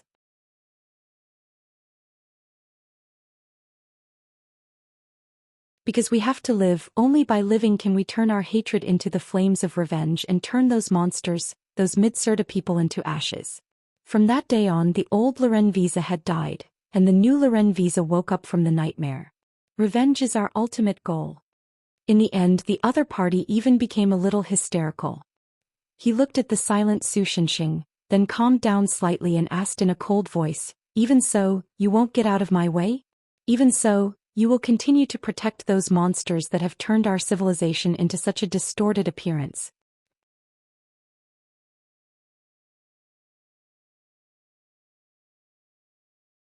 Chapter 465. Although I sympathize with your experience, Su Shenxing was silent for a moment after listening to the other party's narration. He continued, "But only the Mid-Serta people are guilty, right? Do you know how many people from the other worlds have died because of your actions this time?" "I don't know."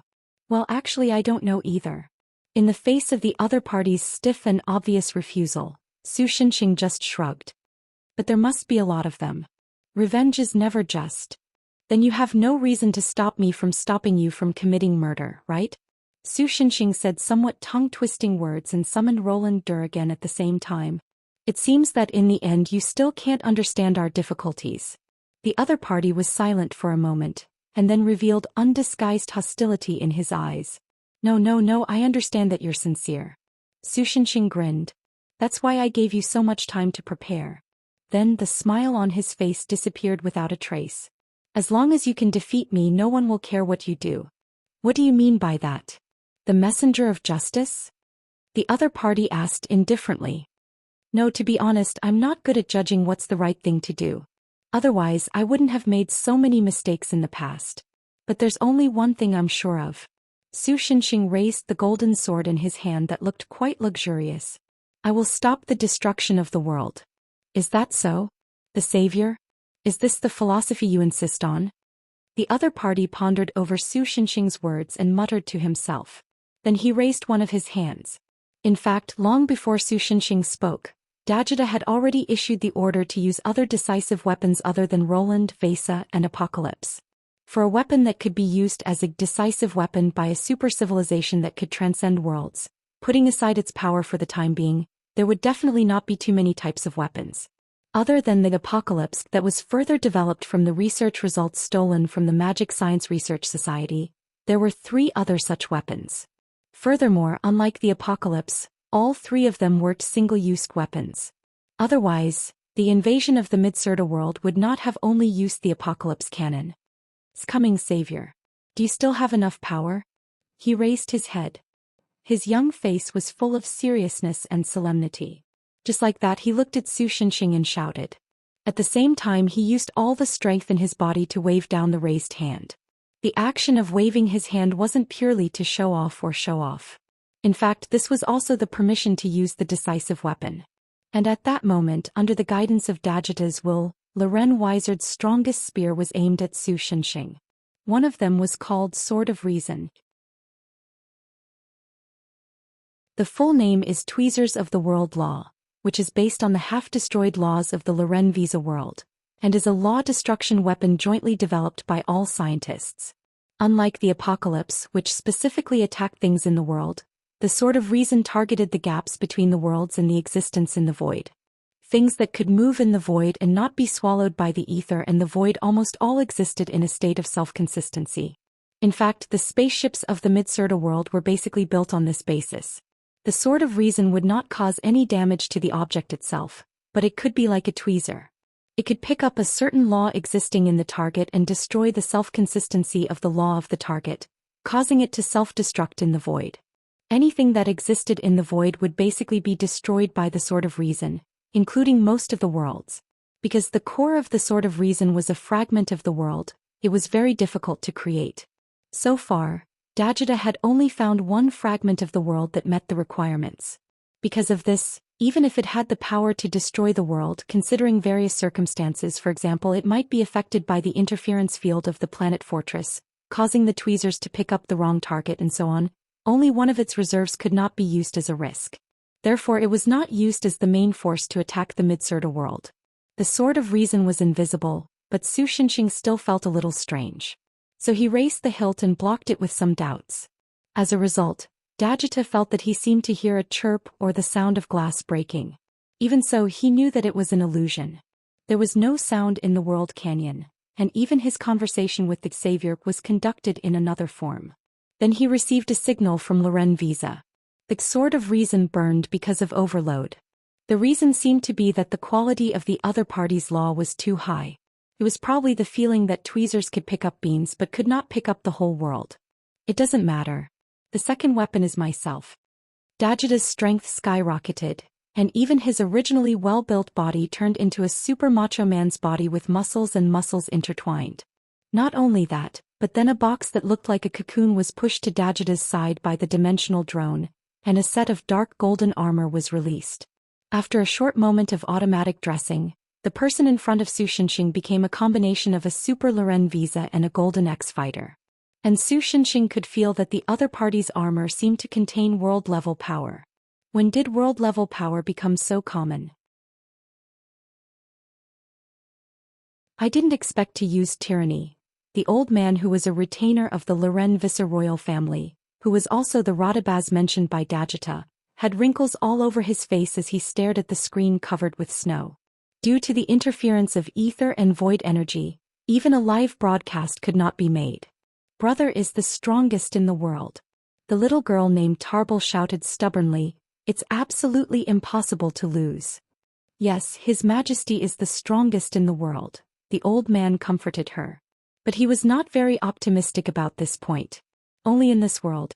I hope that the armor that His Majesty imitated, that one can defeat this enemy that suddenly appeared. Or else. The old man's eyes fell on the little girl in front of him. Emily, send me over. Although the other party's armor was good, Su Shenxing did not take it seriously. What made him serious was that he could feel the determination to die from the other party. Did he fight with the belief that he would defeat him at the cost of dying together with him? Su Shenxing was not clear about this, but since the other party had shown such determination, then he could not fight with a contemptuous attitude. This was the respect that should be given to a warrior, and it was also the romance that was engraved in Su Shenxing's bones as a warrior. Sure enough. Because my first profession was a warrior, this kind of habit can't be changed no matter what, landlord. Emily gave Su Shenxing a thumbs up. Good luck. Su Shenxing thought that he should have wanted to say good luck, but remembered the wrong word. It seemed that he had to go back and supervise Emily's schooling. Without waiting for Su Shenxing to remind him, Emily used his magic to throw him out. At the same time, Dajita activated what seemed to be a propulsion device and flew directly towards Su Shenxing. Messiah. Oh. One person roared while the other remained silent.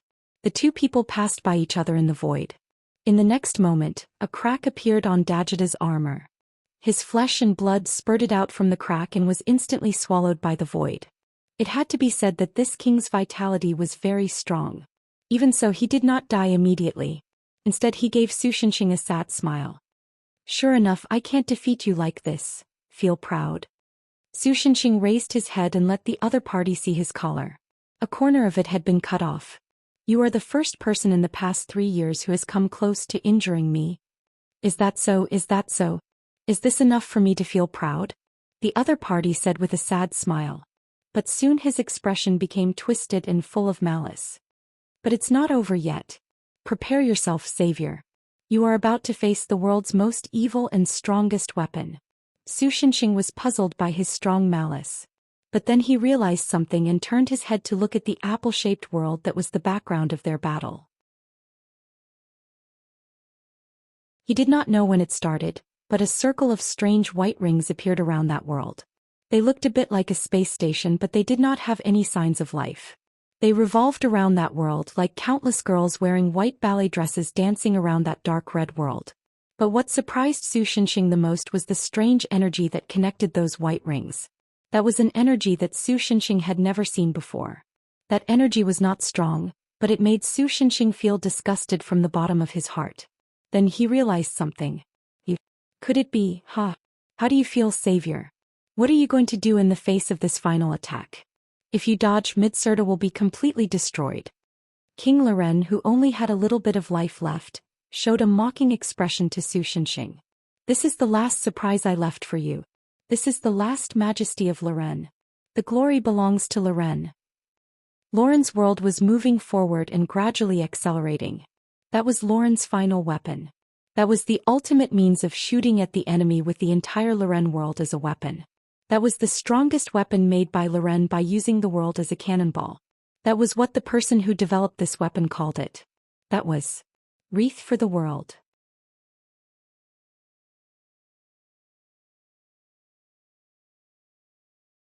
Chapter 466. Su Shenxing knew very well why the other party showed such a mocking attitude.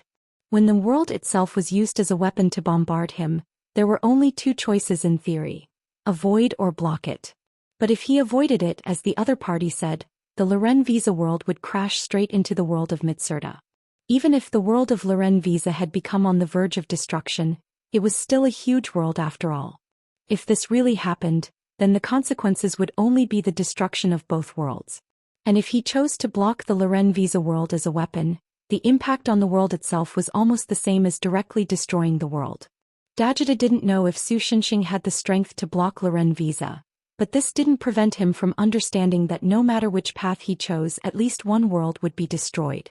This was undoubtedly the biggest irony for Su Shenxing, who had just claimed that he wanted to stop the destruction of the world. I see. Su Shenxing nodded slightly, and then as if he finally understood the current situation, he showed a slightly cold expression. I thought you were just blinded by revenge. But in fact, as you said yourself, your mind has long been distorted by the idea of revenge, and you have become a complete monster. Even if Su Shenxing didn't know if the other party's family or important people still existed in that world, but the guy who could make the whole world as a weapon, even if he had to drag all the people to be buried with him to achieve his goal, in Su Shenxing's cognition, was no longer worthy of being called a person. However, subconsciously putting me on the same level as you and putting the problem you think can't be solved in front of me, do you want to stump me? Su Shenxing shook slightly, and the holy sword of the end in his hand disappeared. Then he opened his hand towards the dark red world that was gradually getting bigger in his field of vision. Aren't you looking down on me too much?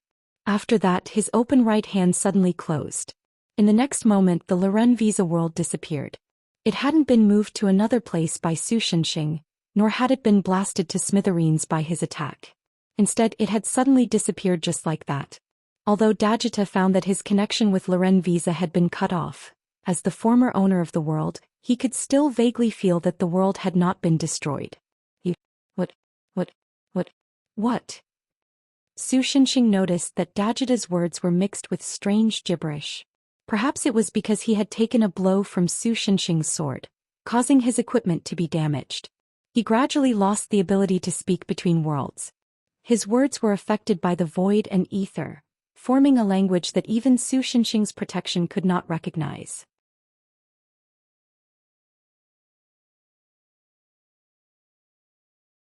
Compared to the original star that still has power, I think the situation in other places seems to be more disadvantageous. At this time, a clear voice came from the ship's communicator. Then the figure of a little girl appeared on the screen. Ing? Su Shenxing narrowed his eyes and felt that the other party's appearance seemed to be a little different from when she was on Earth. Did you change your appearance? This is the after effect of mind blossoming halfway as the cancer of the world. The girl was so distressed that she pulled her long ponytail behind her cloak, and then continued, if we don't hurry up and support those places, there may be more casualties after the fall. Everyone in the bridge focused their eyes on Su Shenxing, and the latter spread his hands, indicating that he had no objection. But your detection system is down, right? Then how do you determine where the enemy is fighting with the garrison? Su Shenxing asked again. Previously, I asked Violet to do a simple information analysis on Mitsurda that has lost its interference position, and combined with that person just now. The girl paused, and this made Su Shenxing realize that she was talking about Dog Leading's Digesta. Based on what he said, I roughly figured out the enemy's attack plan. Based on what? The Mitsurda people. They want to kill all the Mitsurda people in this era.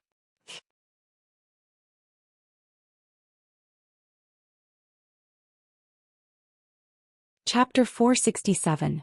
After returning to the Mitsurda world that was riddled with holes, the third-in-command of the Dimensional Garrison issued a dispatch order to the Mitsurda ground forces through the duty ship. In fact, strictly speaking, the number of troops in the Mitsurda world itself was certainly not less than the fleet that Loren Vesa, the thief, had spent nearly 10,000 years to pull up. But because the other party had paralyzed the communication of the Mitsurda army by some means, All the branches were in a predicament of not knowing what to do.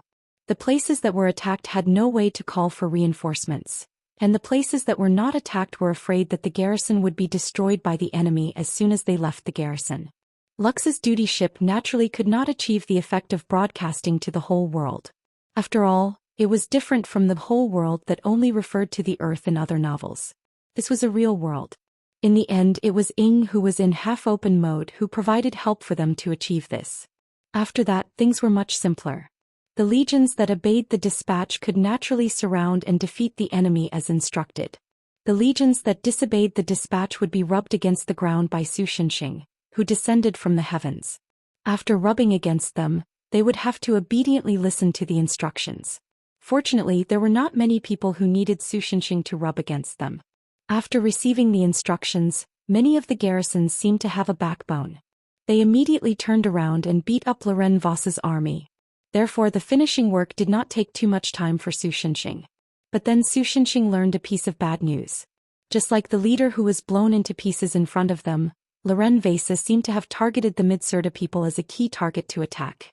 Although Loren Voss's counterattack did not succeed because of Su Shenxing and the other outliers, the initial wave of attack wiped out all the surviving Midsurda people of this era.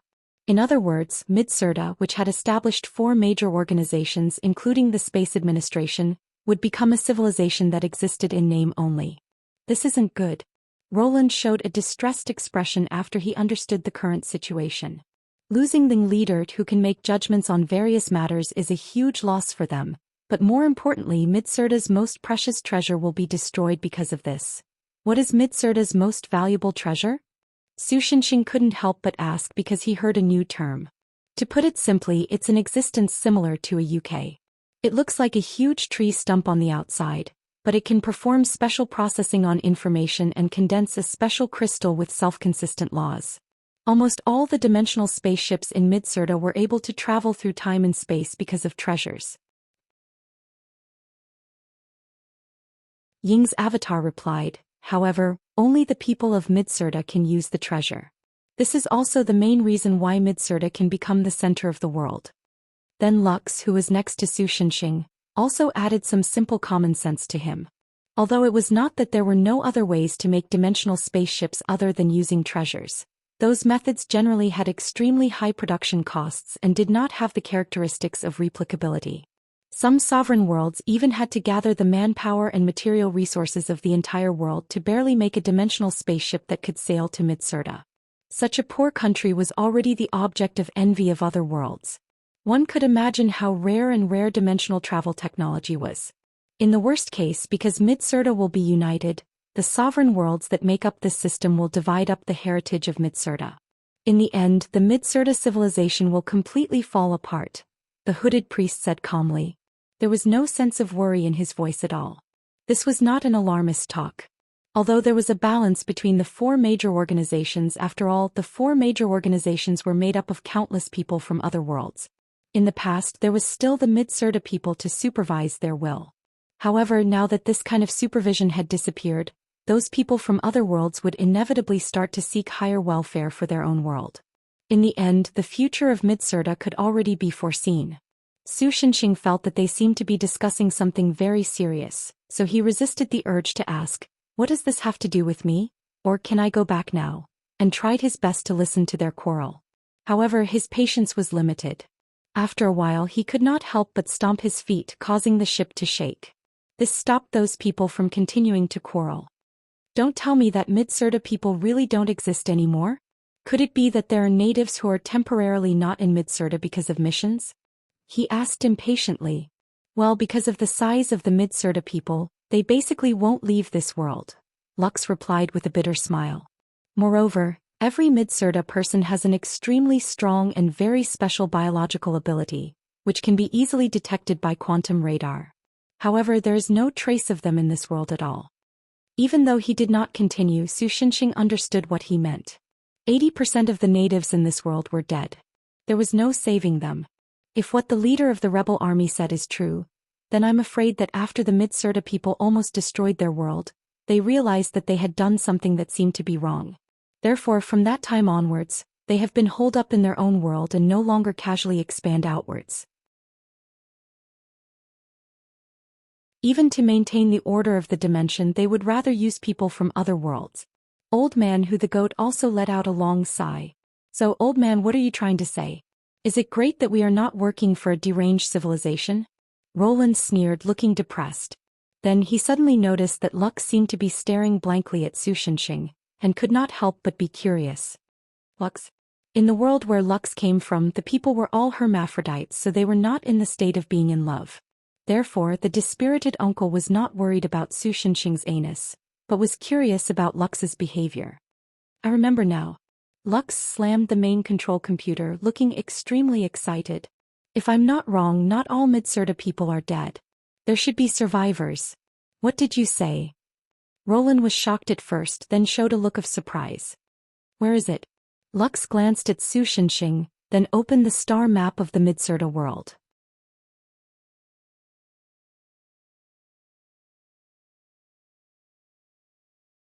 Chapter 468. After Lux's executive ship arrived at the destination according to the star map, Su Shenxing realized that something was wrong. This place is subtly familiar.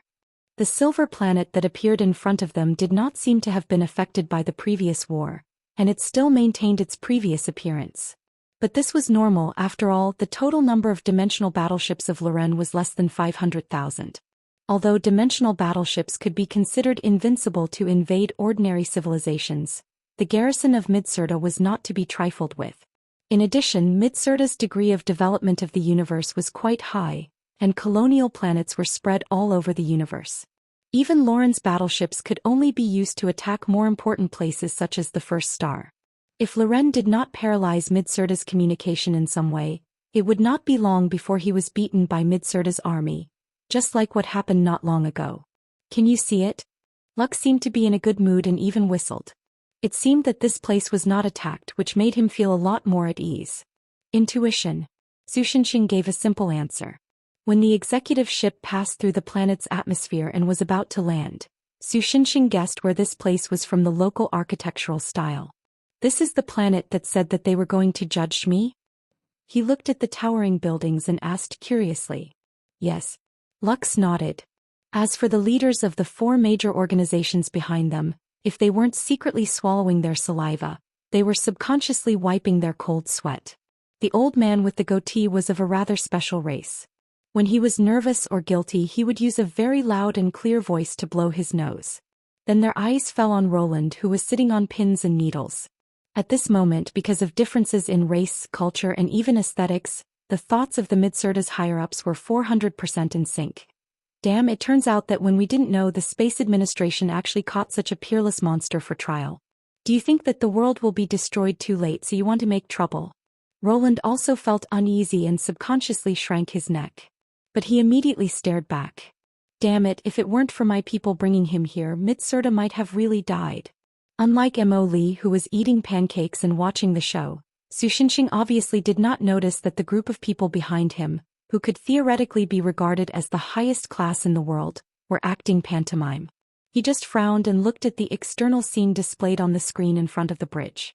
Originally, he thought that Lux's sudden descent into the atmosphere and directly landed on the ground would not coincidentally land in the place he knew before. But apparently, the surrounding scene told him that this was the place where he had stayed before he came to this planet. When the maintenance staff went to take shelter, they did not even have time to remove the emergency repair sign on the building next to it. Just as he was puzzled, the ship came to a complete stop. So under the lead of Lux, a group of people went down from the executive ship. Logically speaking, now that the more important planet of Midserta had been blown to pieces, this group of people should theoretically rush back to the place they were responsible for as soon as possible. While stabilizing the morale of the troops, they should shoulder the heavy responsibility of reviving the planet. But the orphan of Midserta was too important to this world. In order to ensure the authenticity of the news, they chose to come together. Only Shi Ying, who temporarily needed to be the transfer point of information of the entire universe, could only stay on the initial star and could not come along. The energy supply of the planet seems to have been cut off. Lux led a group of people to the bottom of the building and tried to operate the panel a few times, but to no avail. Then he said awkwardly, "It's normal to cut off the energy supply during a war. Otherwise, the accumulation of energy or short circuit may cause secondary damage. Old man who nodded and explained like a narrator. Su Shenxing nodded noncommittally. As early as when he discovered that there was not even a speck of light at the Stargate, he vaguely guessed this possibility. It's okay, let's teleport over. The hooded man from the Ether Order waved his hand like a master, and everyone felt that the surrounding scenery suddenly changed. When they came back to their senses, they were already at the top of the building. It was only at this time that everyone started to guess. Although before this, apart from cheering for that Mr. together with them, this cleric from the Ether Order did nothing else. But in terms of individual combat power, this guy might be able to completely destroy everyone present except for the two of them. Speaking of which, I keep feeling that something is not right. Old man who muttered softly. Do you have this feeling too? Actually, I also feel that something is missing. The decadent Uncle Roland also nodded in agreement. Wait a minute, Mr. Su is missing. Lux revealed the truth. So everyone looked around in panic, but they could not find Su Shenxing's figure on the rooftop. Finally, their eyes focused on Mo Li, who had finished eating the pancake and was licking her hands. After licking her hands, the little girl squinted her eyes and showed a satisfied expression. Then she noticed that she seemed to have become the center of attention. She tilted her head and thought for a moment, then hammered her hands as if she understood what this group of people was looking for and pointed below the rooftop. When everyone returned to the first floor, they only saw Su Shenxing squatting on the ground with a sad face, making an OTZ pose. I'm so stupid, really, he said with a pained expression. I only know that teleportation magic has no effect on me, but I didn't know that this kind of supernatural teleportation also has no effect on me. Although a magic-resistant physique was very useful in many cases, it was often like this kind of beneficial effect would also be indiscriminately ignored, which was very troublesome. By the time he remembered that Mo Li's magic was effective on him, or that he could let someone who could fly carry him up, Su Shenxing had already inserted his fingers into the superalloy wall and spent more than 10 minutes climbing to the rooftop that was hundreds of meters high. In short, after finally reaching the destination, Su Shenxing realized that this was not the freaking room where he was previously interrogated. Although he had only taken half a step in, the multiple layers of space in the room seemed to have collapsed directly. At this time, Su Shenxing was suddenly enlightened. You mean?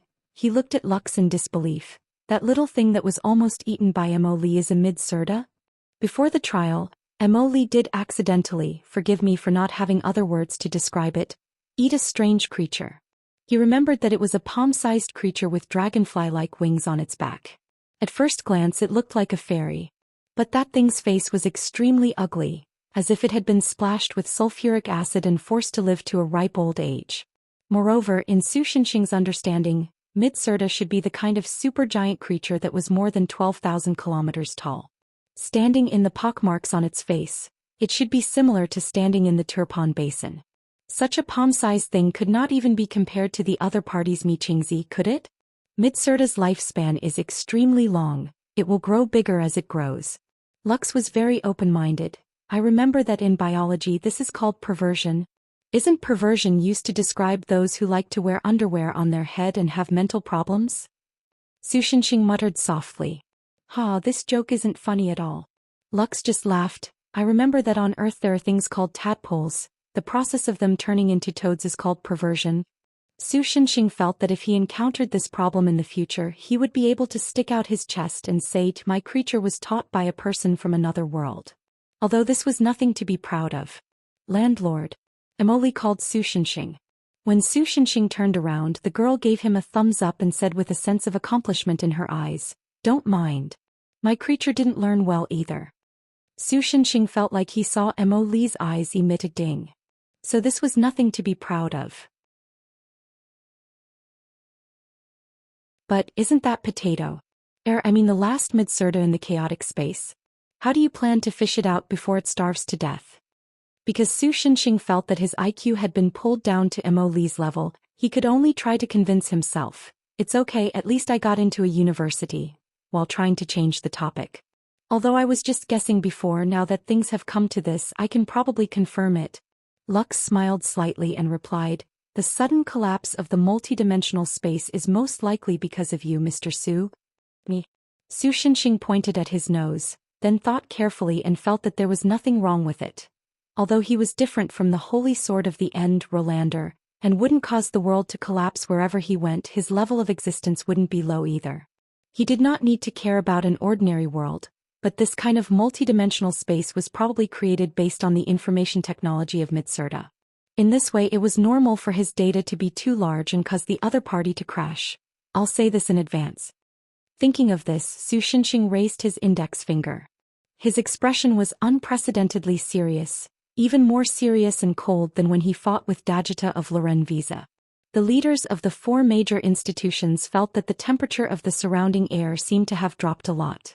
Accompanied by the sound of old man who blowing his nose, Su Xinxing said slowly, "Kill me if you want, but I will never accept a fine. Lux."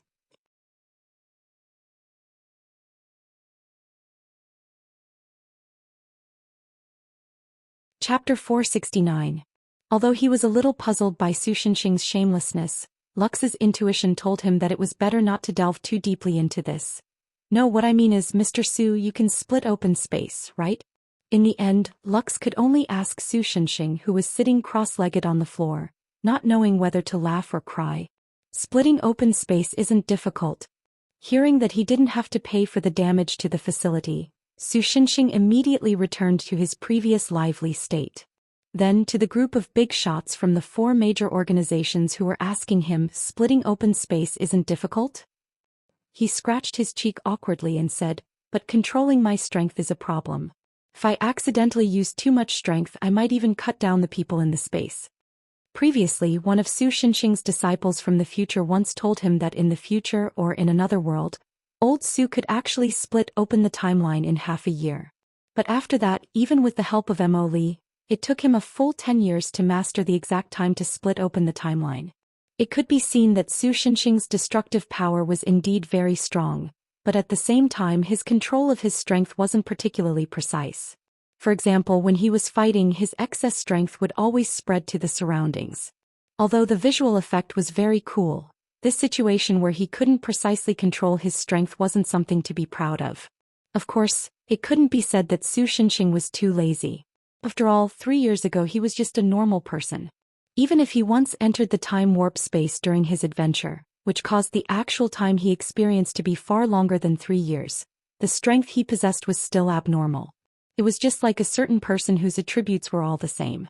If it weren't for the fact that he had spent a lot of inhuman training, it would be incredible for him to be able to live on Earth like a normal person even if he accidentally blew up a star. In fact, in terms of the proportion of his strength control, Su Xinxing could be said to be one of the best people he had ever met. For example, his former teacher could cut a piece of orichalcum in half with one slash, but the paper underneath the orichalcum would remain intact. This was the result of his control over his strength as a great swordsman. But when it came to old Su, even if he could control his strength to 1/1000th, he would still be able to blow up a star with a wave of his hand. It was because of this that Su Xinxing felt very distressed when he realized that even if he returned to Earth, his strength was still gradually increasing.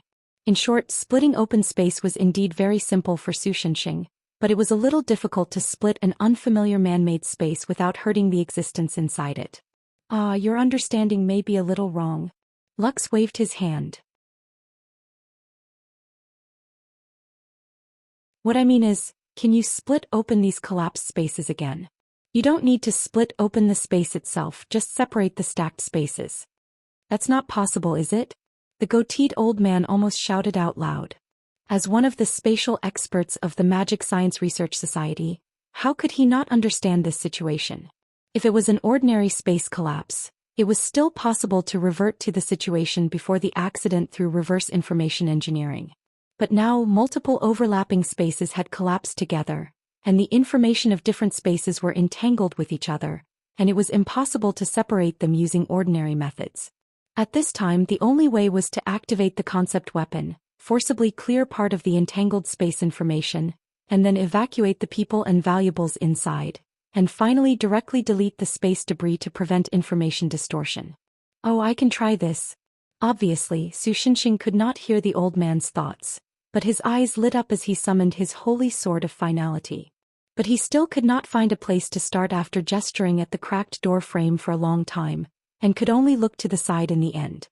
His gaze swept past Old Man Who, causing the latter to show a dejected expression, and finally stopped on Emily, who seemed to be planning to slack off. So the little girl's face showed a gloomy expression of, "I always feel that the hard work is all done by me." But she still ran to Su Shinxing's side and whispered in his ear for a while. Su Shinxing nodded, showing a look of "I see."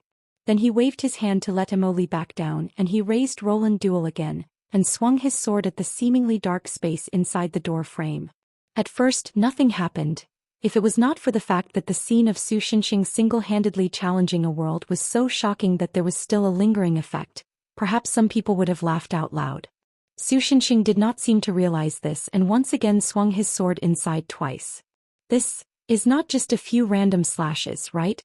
Roland asked curiously in a low voice. "Most likely so." Old Man Who could not see why and could only nod in agreement with the former's guess. On the other hand, the Ether Order's hood Sammy Alfredo did not seem to notice this at all and just stood there motionless. After a moment he said softly, "The Ether will guide us forward." "What are you mumbling about again?" Roland asked softly. "The Ether has been separated," the hood replied slowly. "So, this mysterious saying of yours." "Wait a minute, Ether?" Roland was just about to complain out of habit, but he immediately understood the meaning of the hood's words. Ether was a void substance that existed in the space between worlds. In Midsurda, it was generally used as a blocking agent in the multidimensional technology.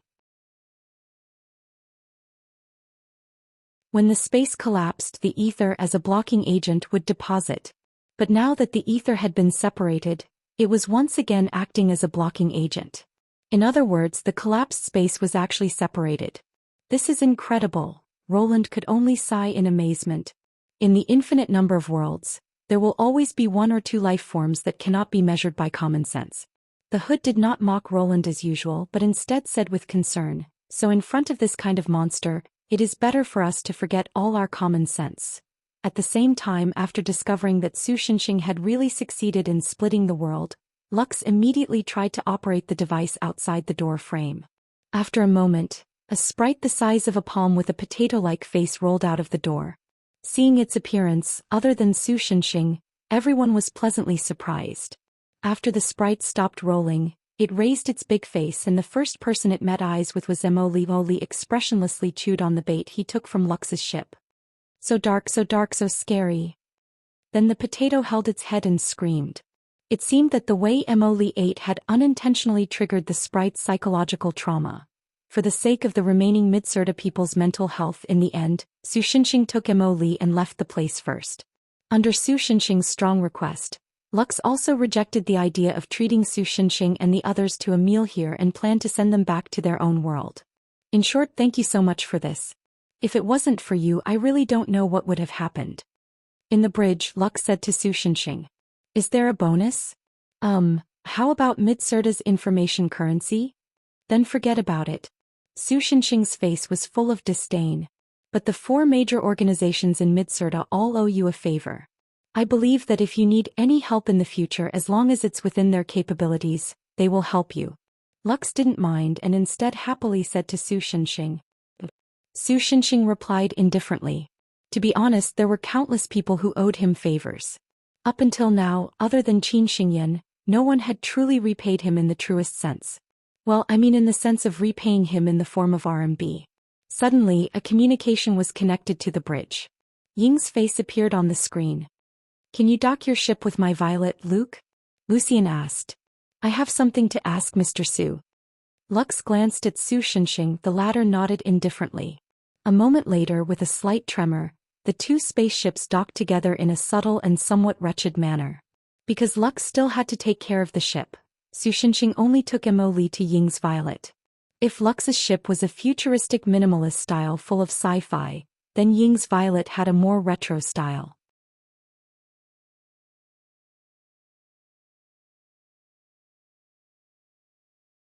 Su Shinxing could even hear the slight tremor in the girl's voice as if she was afraid of something. "Your power will continue to grow in the following time. And the extent of this growth is not something you can control." Su Shinxing was stunned at first, and then immediately realized that the girl was talking about a prophecy related to him. Thus, he silently waited for the other party to continue. Very soon your power would become so great that it would affect the existence of every world. That sort of power that far surpasses the energy level of the multiverse itself is just that frightening. Everything would collapse one after another due to imbalance, be it what you love deeply or what you hate, be it what you've saved or what you've destroyed. Everything would be annihilated into nothingness, and in the end only you alone would be left. It's a pity that even Miss Jasmine would not be spared. If you don't wish to watch as every world is affected by your power one after another, there's only one choice. You will kill yourself then. The girl looked at Su Xinxing quietly. The time limit is about 3 years later. Leave of absence and the prizes from the previous lottery. Well, because the plot has entered a more important point, the chapter that was supposed to be updated today has been overturned and rewritten several times, but I'm still not satisfied. In order to better express this plot, I may have to sort out my thoughts a little bit. Today I'll take a leave of absence and tomorrow I'll submit a 5,000-word update. Definitely not go. In addition, the previously ordered prizes have finally arrived. The details are as follows, that's it. Also, please hurry up and contact me if you haven't contacted me yet. I'll repeat the list of winners here. Third prize. Genius Red Panda, She 1231, contacted. Chan Neng, gave up prize. Otaku 9, passerby in the book, second prize. Wind Demon Yu, Red and White Witch, Iamashit, first prize. Light Cruiser Ninghai Chan, special prize. Ming Cha Training Heart, contacted.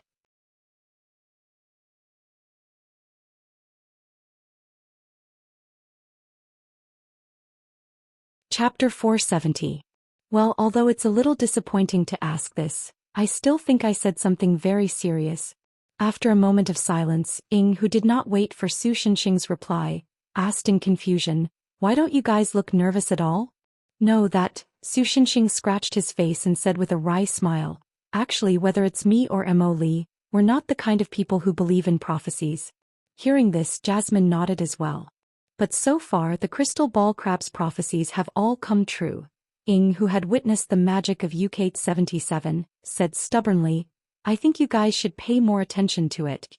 In fact, foreseeing the future doesn't exist at all." Su Xinxing refuted her statement.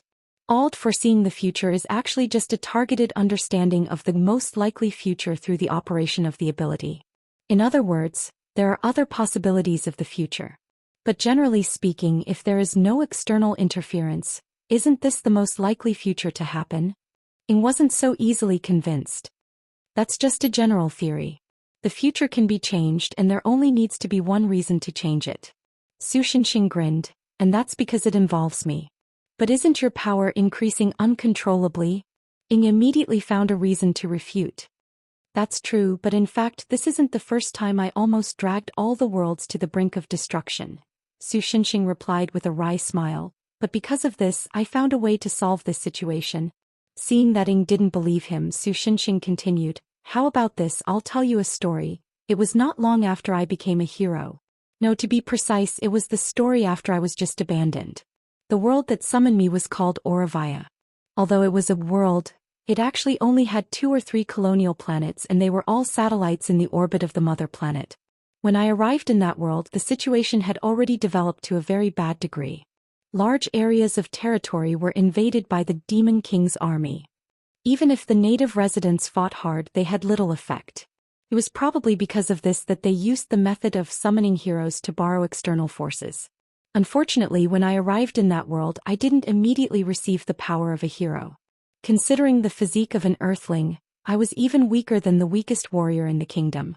After discovering this and patiently waiting for more than a month without any improvement, the king finally became angry and threw me out of the castle.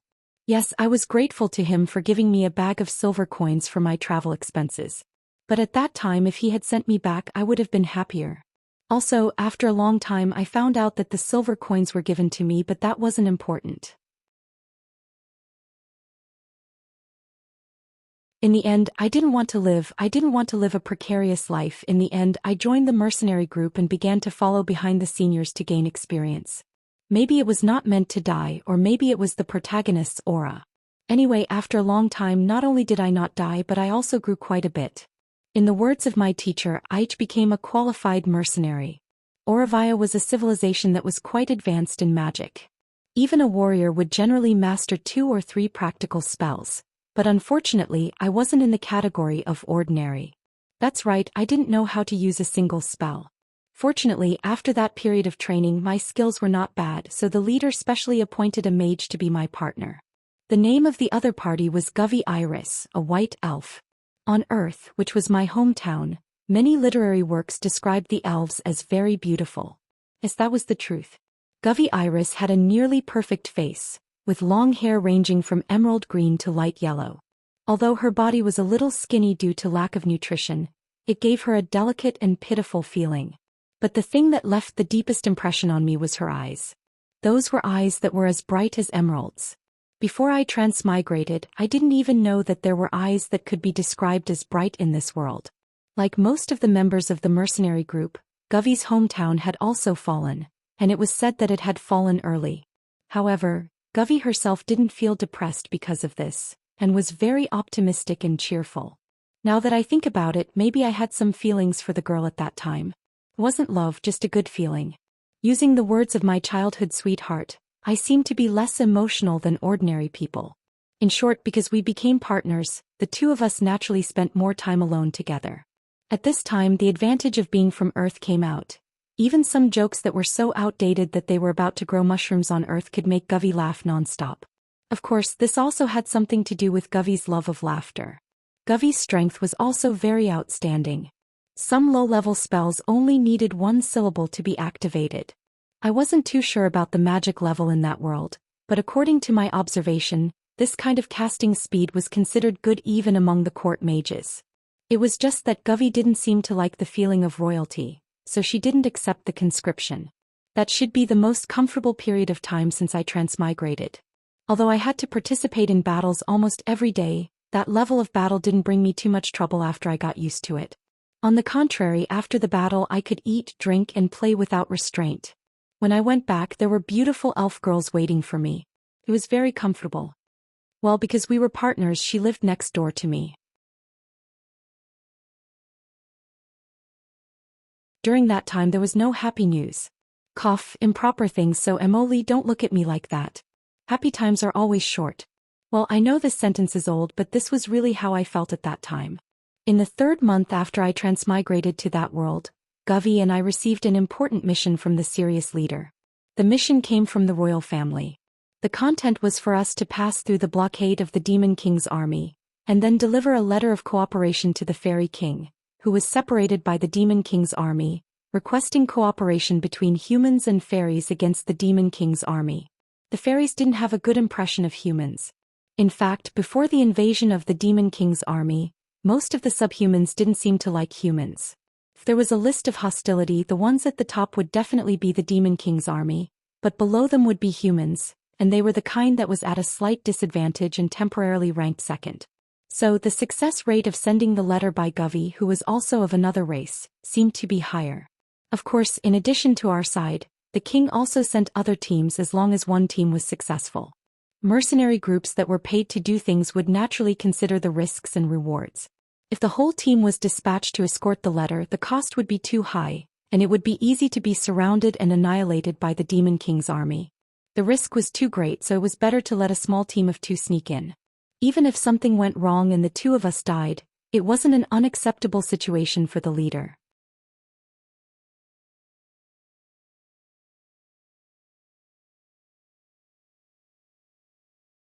Chapter 471.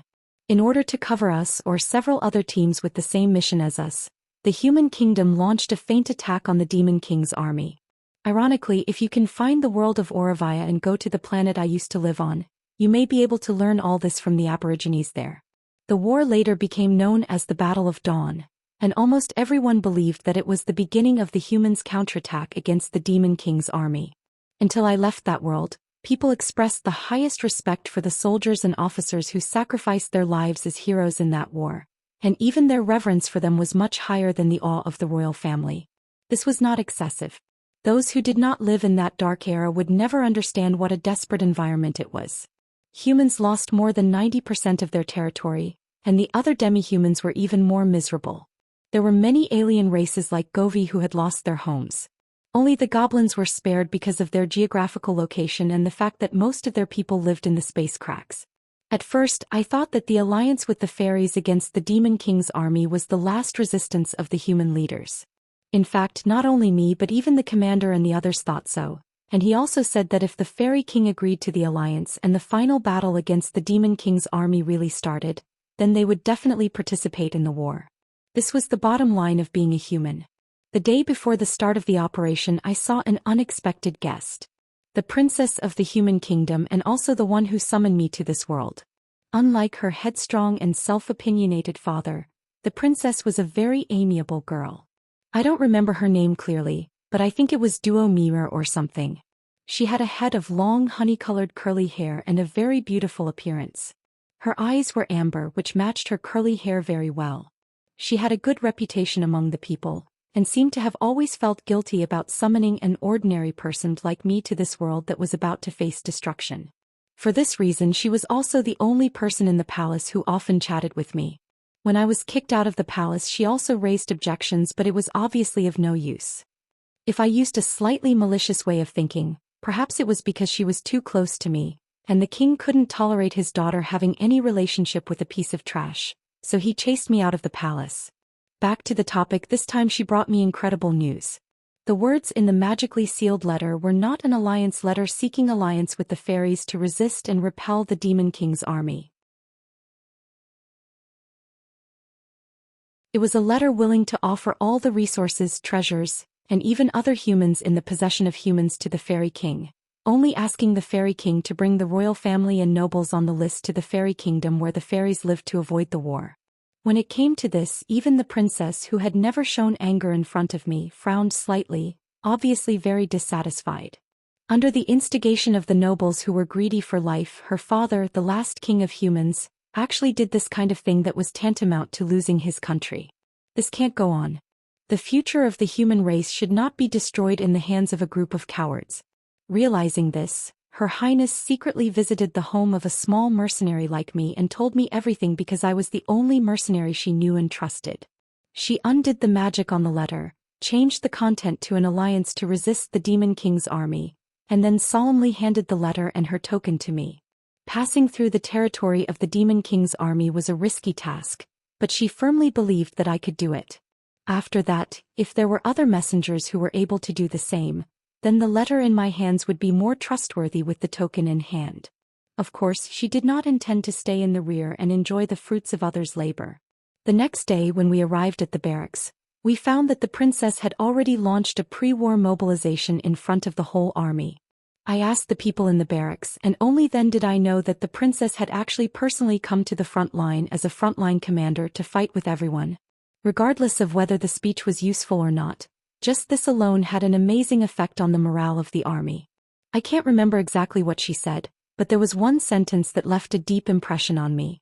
Even if you tear my body apart, drink my blood, chew my bones, and make my existence disappear from this world, they will not be able to destroy my courage as a human. My soul will guide you forward. Courage was contagious. When the first hero stood up, there would be no lack of other heroes on the battlefield. That's right. She went against the strategy set by those cowards and really led her army to fight against the Demon King's army. This made the feint that would have gone down in history for thousands of years to become the famous Dawn campaign. That was the beginning of everything, the last line of defense for human dignity, and the origin of human courage. Interestingly, not only Olivia, in my later life I encountered similar situations in many other worlds. When humans were forced into a desperate situation, they would erupt with unimaginable courage and strength. Alright, I know I went off topic, but let's go back to the me of that time. As messengers, we naturally wouldn't be forced into the battlefield by the main army. The princess arranged a dragon carriage for us, intending to bypass the main battlefield and sneak in from the side. Not only us but the other messengers also seemed to have their own arrangements. In short, it gave me the feeling that the princes and ministers seemed to have come up with all kinds of ways to send a letter to the fairy empress. The war was very fierce. No, considering the gap between humans and those monsters, it would be better to describe it as tragic. It was like a meat grinder laying layer after layer of flesh and organs on the ground. Even if we didn't officially go to the battlefield and just went around from the side, the tragedy and shock were unforgettable. At first it was a young man who helped us drive the dragon carriage. I had seen him around the princess before, so he should be the princess's guard. The princess went to the battlefield, but not only did she not strengthen her guards, but she also assigned her guards to us. It was obvious that she had placed her hopes on me. When we passed through the enemy's line of defense, we saw many demons rushing to the front line. There were inferior monsters similar to red-skinned goblins but were actually much stronger, terrifying hell demons as tall as 3 or 4 stories, and terrifying beholders and great flame demons that were like towering flame tornadoes. The situation was obviously overwhelming, but for some reason I felt that the thin line of defense could withstand the onslaught of these monsters. Later it turned out that I was right. The power of determination was indeed terrifying. Although we were careful enough, we were still discovered by the enemy in the process of sneaking through the line of defense. It was a type of monster called the Butcher.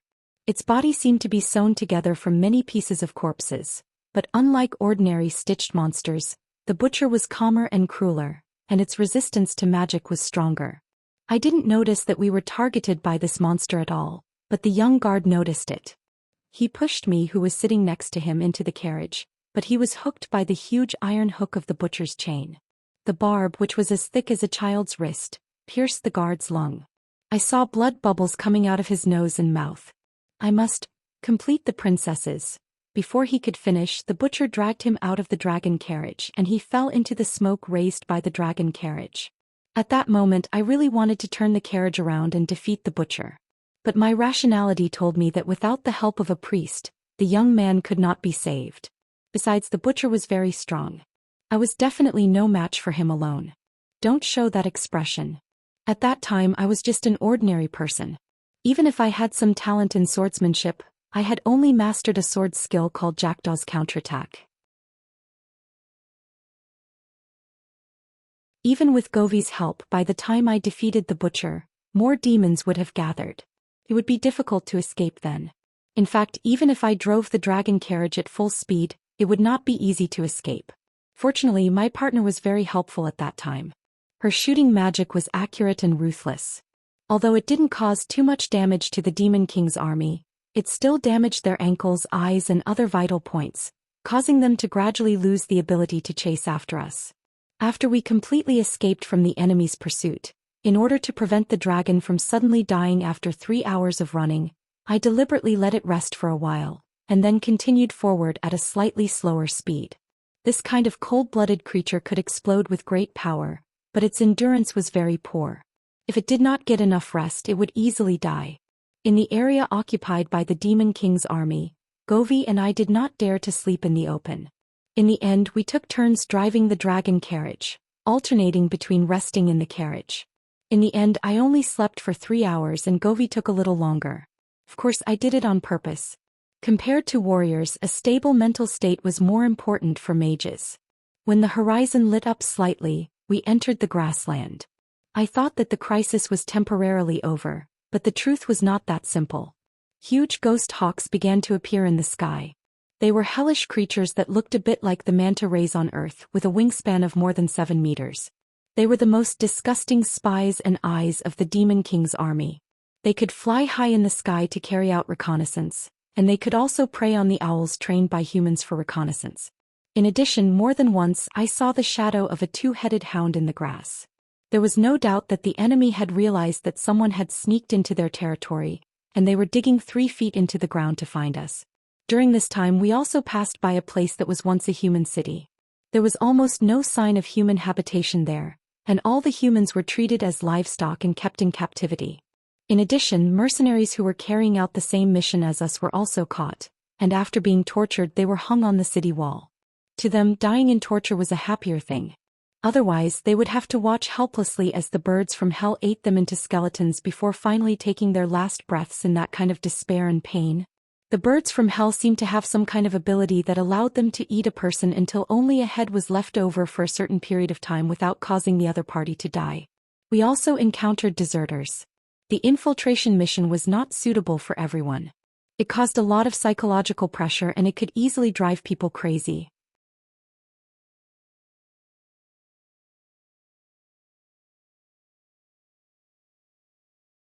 Although she was a little subtle when it came to cooking, it was the kind of food that was clearly very proper but not very delicious.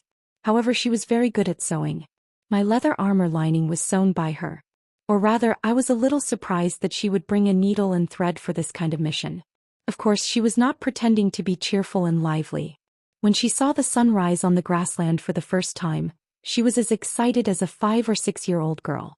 She even specially woke me up to watch the sunrise together. When we met groundhogs, she would specially dig them out to see if they could be used as food reserves. Of course, in the end, she did not let me roast them and let them go. On the way, we talked the most about Govi's hometown, the once glorious kingdom of the White Elves, and the story of Govi's childhood. She would always use a singing tone to talk about the beauty of the White Elves' kingdom built in the forest, and the artistic name that the White Elves' ancestors had once created. Then she would foolishly share with me the embarrassing stories of her childhood without any taboo. Every time that happened, I would quietly listen to her talk by the side. To be honest, I quite liked that kind of feeling. I once thought that I had fallen in love with her, but soon I realized that it was not love, but just pure liking.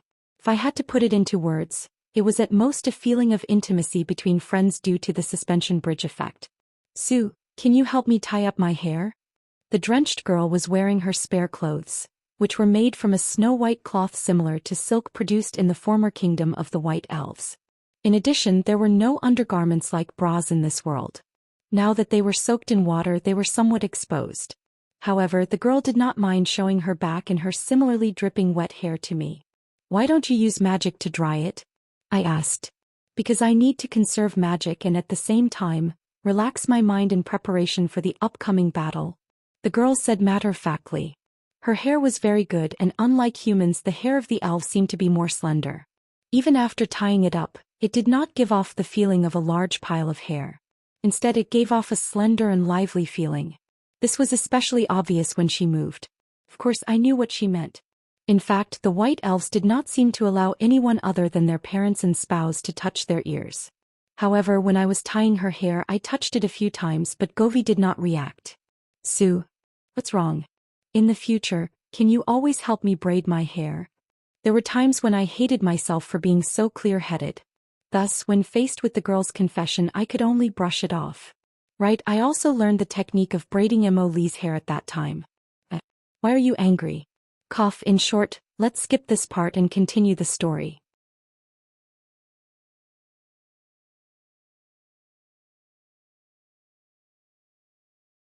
Don't underestimate the White Elf's secret technique. I just didn't want to waste the casting materials of the secret technique before. But in this situation, it shouldn't be a problem to waste a little, right? She smiled slyly.